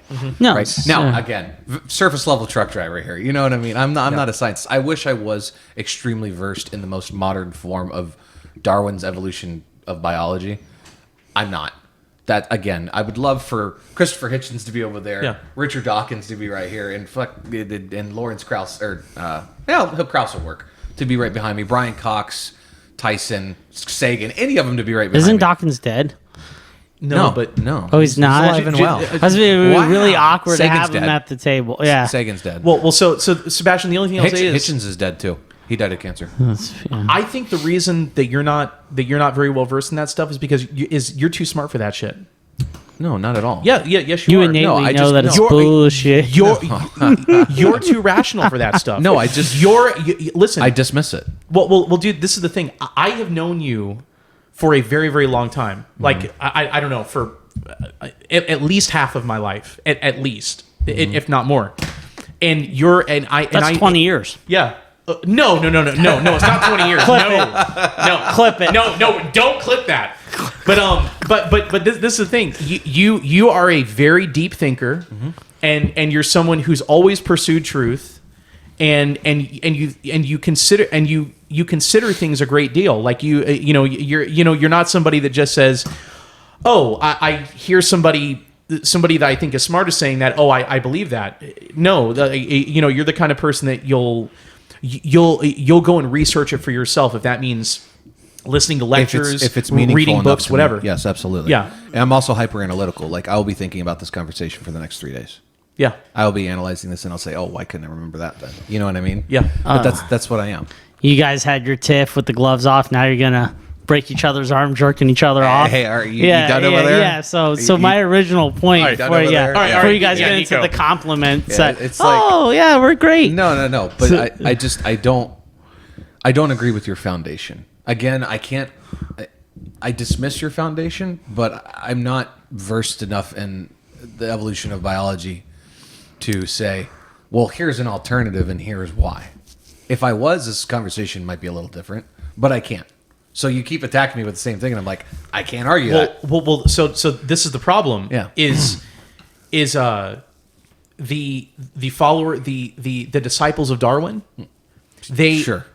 they Disciples of Darwin. That's why I said sure. Yeah. Well, Love it. you see, the problem is the thing I keep on saying, which is how do you account for rationality? They can't do that, and the reason is that rationality it doesn't quite fit How in. do you account for consciousness? Exactly, they can't do that. No, neither can the Bible. Well, what I would say is this: is that we are infused with our consciousness, and we are infused with our rational nature because we were created in the image of God. See, this is where I entirely disagree with you. So, a boa constrictor is born. Is it taught by its mother to kill and constrict? No. Well- Some things are just innate within human beings. Yes, but this is the thing: consciousness and rationality are different. I understand that. I'm not saying they're the same Because thing. the thing is, I think we have to draw a distinction between instincts and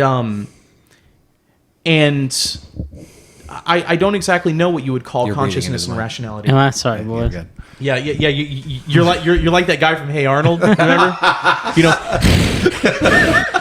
And then Dude, I gotta control my breathing because I'm just sitting over here and I'm like, yeah. I just want to tell them at home and be like, and next week we're talking about aliens. Yeah. Okay. All right. Okay. So You So- fuckers. So all right, You here, let's get into aliens. Let's actually get into aliens. Okay. Let's So stop just dancing around like we're in a Broadway musical or something. Let's actually get into aliens. Because this has turned into a deep philosophical, the origin of the human species and everything. Yeah, else. and All right. we can hyper focus another time on the origin of life, which I would love to do that. Okay. And we So- can hyper focus on the evidence too. And I'd love here, I believe. to do that, Was I really hair Arnolding the mic? dude. Yes, You were. I was just breathing. You guys Yeah. just, how long did you let that shit go on? for like I don't know, like 25 minutes. About 20, 30 minutes. What the fuck is wrong with here's you the guys? thing, it got worse. So What Yeah, is the it guy? got- I was it just got worse. excited listening were, to you dude. guys, dude. well, you started licking the mic like it was a freaking ice cream Lick cone. The mic. you know? There's video evidence. I didn't lick the mic. Don't say podcast listeners. Well, that I okay. didn't lick it. They don't just need video evidence, dude. They could hear it too. Okay, all right. Oh, God. So I believe there are bacteria on other planets which qualify as aliens. Okay. But if you want to take Hollywood's definition of aliens, little green men probing whatever, right? I don't believe those guys exist. No, I actually am not even going to say I don't believe they exist. There could be. I think the most likely form of extraterrestrial life, as far as being in an intelligent species of some kind, is a cephalopod, because of gravity or lack thereof in space and evolving in that kind of atmosphere. I mean, the octopus fits perfectly up there. In all fairness, that comes from Hollywood, doesn't it? Kind of, but it's based off of possibilities on our understanding of physics in 0G. You know what I mean? Okay. So it's like, obviously we haven't let loose an octopus on the International Space Station, but if we did and it could breathe, probably do all right. I'd actually really like to do that. I actually, the type of science I'd like to do is just what would happen if we just released an octopus into space? It would die. And next week, PETA. Yeah. But I guess my question Space would is be negative 400 and how many degrees? Well, I guess my question would be, and this is probably a very German kind of question. Oh, is God. is how would it die? Where is this one? Nietzsche, you need to relax. Would it just start expanding, or would it compress itself? No, it would just freeze. boil away? Oh, so it would freeze. It would freeze. Yeah. It would boil and then probably just freeze, just become an ice cube. You see, that's the kind of stuff I think is really interesting. Because we can survive in space. Like, there's an astronaut. As long as there are enough planets rubbing together. Yeah, exactly. Oh, yeah. But Nice. what would happen? Yeah. So that's a good question. What would happen? Yeah. So what would happen if we released a squid next to a planet? Two planets rubbing against another two planet, planets that are getting jiggy. Yeah. Okay. They could be you just throw like 100 squid out there. Gotcha. And they just float around in space. Gotcha. Doing squid things. So do you want me to tell you? All right, here. So that's finish telling us what you think aliens are, I think it would either be if they exist. Yeah, if they exist, it's either going to be, again, bacteria on another planet. I think that's highly likely we're going to find that, or on a water-based planet, we'll find some form of like coral reef of some kind, coral, Or Gungans. That's possible. Yeah, well, you know what? Why not? Yeah. Or it'll be cephalopod, like you again. You haven't seen the movie Arrival, 'Cause those aren't but rational. If you saw those, it's like okay, all right, maybe. That's probably the most likely thing. And again, this is me just wildly thinking about it based off our very limited understanding of the universe. I'm like, okay, that makes sense. There could be us, like the old movie in the 80s with Jodie Foster, I think it was called First Contact? Contact? I don't know. Oh, okay, well anyways, it was another human species very similar to ours, except they were like taller, thinner, an extra chromosome or something like that. And they were communicating. No, we're not going there. We're not going there. But but it had less chromosomes. I can't remember, but the makeup of it was extremely similar to ours.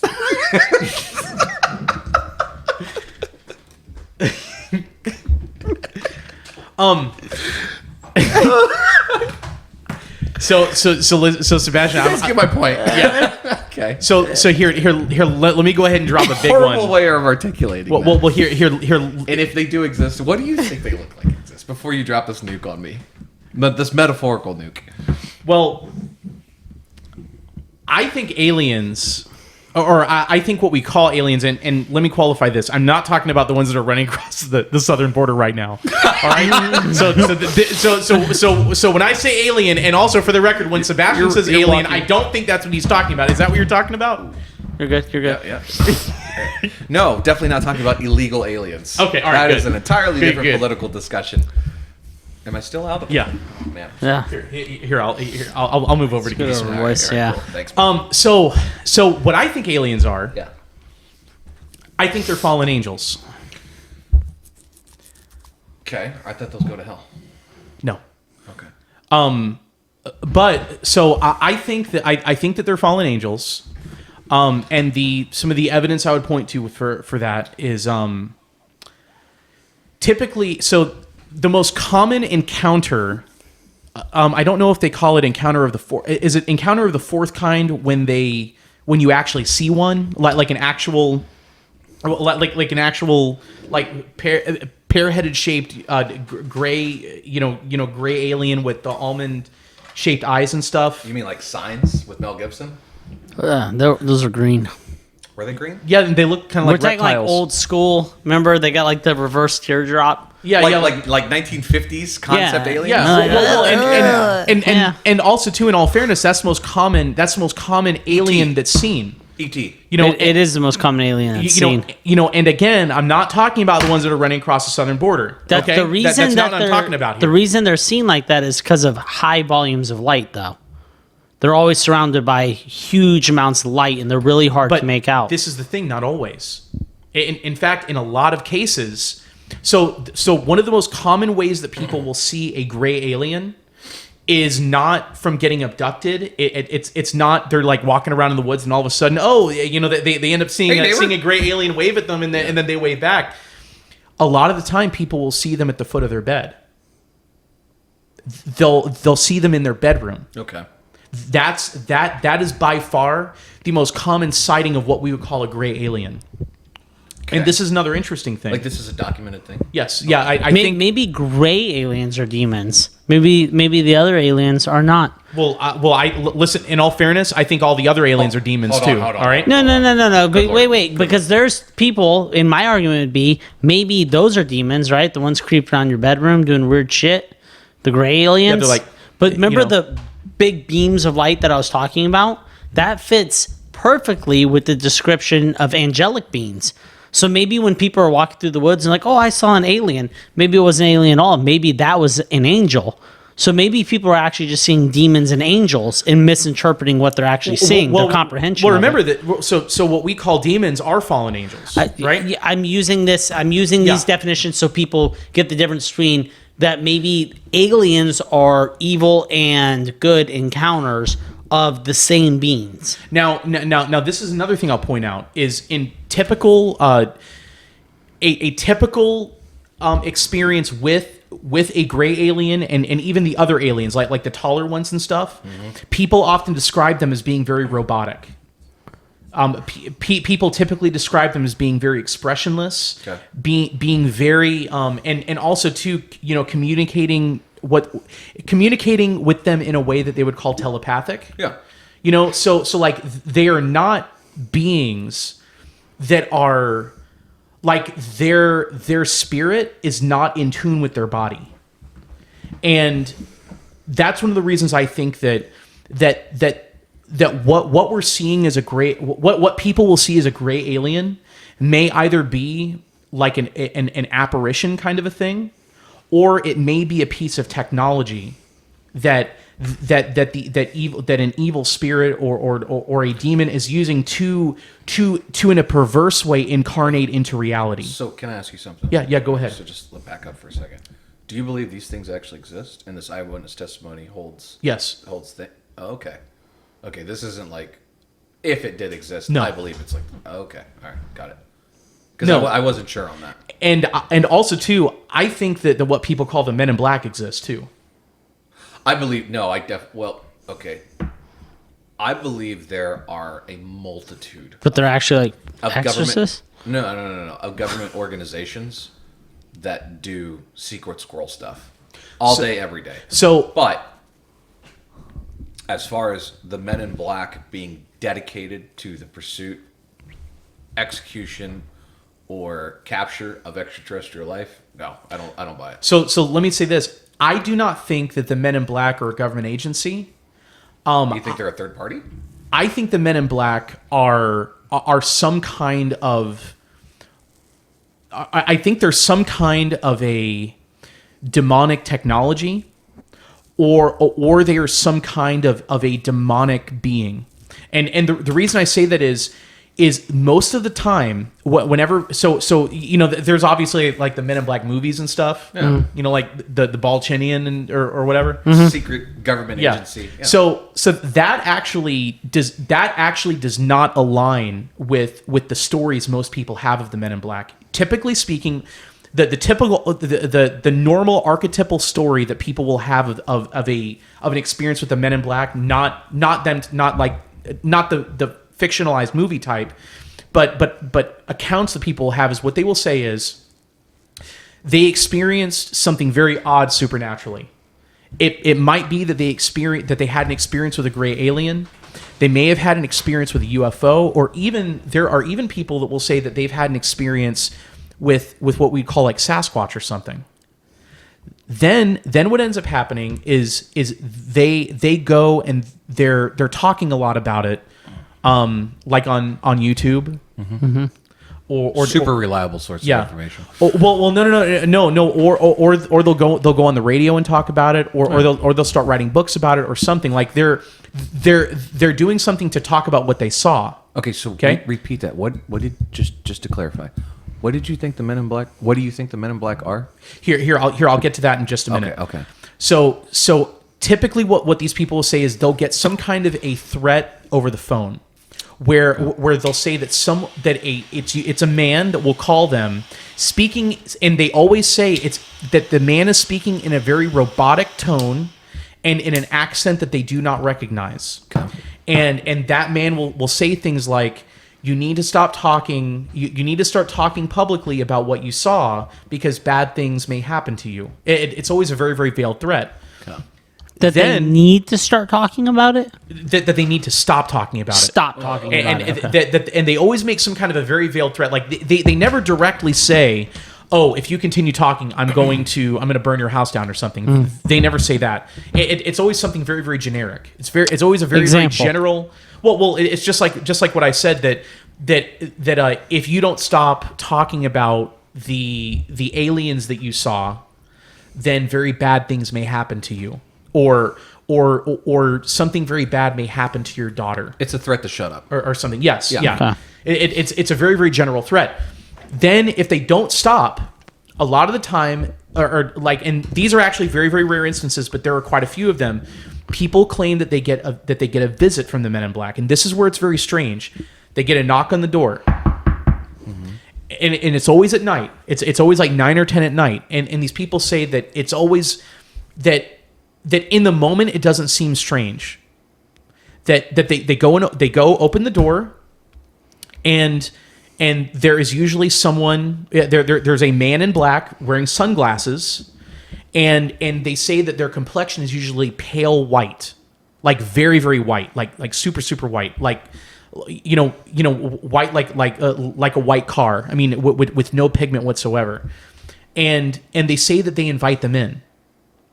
And then those Men in Black will make some veiled threat to them in person.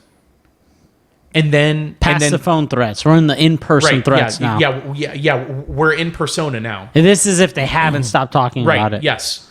But this is the interesting thing is they do not come in unless they're invited into the home. But these people are naturally inclined to invite them in. Yeah, they're almost involuntary, right? But it doesn't seem that way. Yeah, but so what they do is they'll invite them in, and then these beings will make a veiled threat to them, and then they leave.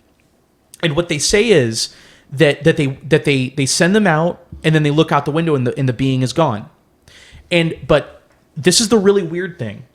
A common thread among all these stories is they say that they smell that after they've had their visit, they smell what smells like rotten eggs, and they say that they smell sulfur. Sulfur, yeah, I was supposed to say sulfur. And sulfur is typically smelling sulfur is very much associated with encountering something, a very nefarious spirit, and that's universal.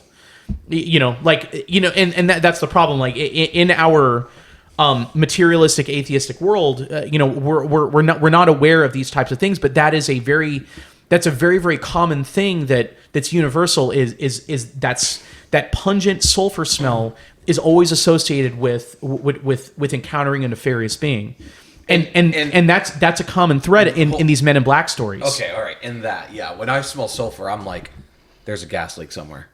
Or when you smell sulfur, it's usually on the 4th of July after you got done lighting your fireworks. Right. So in the oil fields, I had a lot of training in H2S gas. So when I smell rotten eggs, I'm like, ooh. Yeah. That's why they call Mulberry, Florida, hell on earth. Why? Because it smells like sulfur. Yeah. They know there's demonic spirits everywhere there.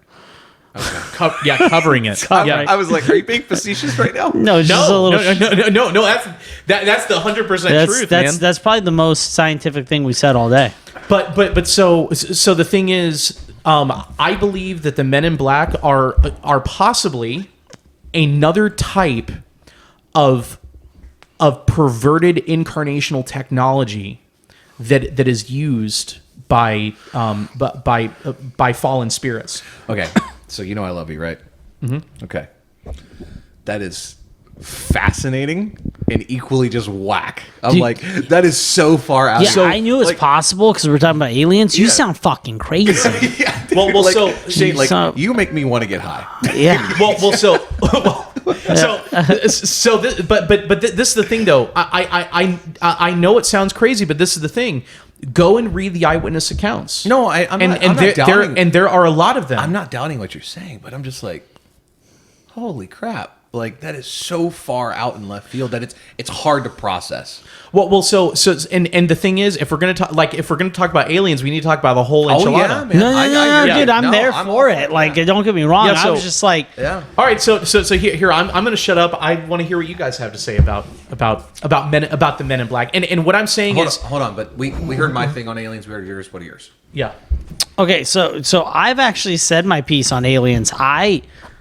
I think aliens, because though you and I both go to the belief, not to get back to the philosophical, that, you know, you have what the Bible says and you have the church teachings, right? Mm-hmm. But I do believe that, because like I said, I think we're made in God's image, that he created more than just us. Okay. All right? Not necessarily in his image either. And I do believe there's a lot to what you're saying about that. Some of these could be what we perceive as aliens can be misinterpretations of demonic beings or maybe even angelic beings, right? I'm not saying good or evil, because sometimes people are just walking through hunting at night hunting, you know what I mean? Or they're going through their farmland and they just see a blinding light and a silhouette of a figure and it hurts their eyes and their head screams and they're like, oh my God. And then it's gone. And like, I saw an alien. By all intents and purposes, and from some text, that could be an angel. Very possibly that could be an angel. I mean, and like you said, I think some could be demonic, but I also believe that there could be other life forms out there that were made by God in their own thing, and I don't necessarily know if we can have contact with them. I don't know if he will allow that, but I think it's a possibility. So fourth grade level question. Mm-hmm. What do you think they look like if they do exist? What do you think? Can we pause it here because I've got to go to the bathroom? Yeah.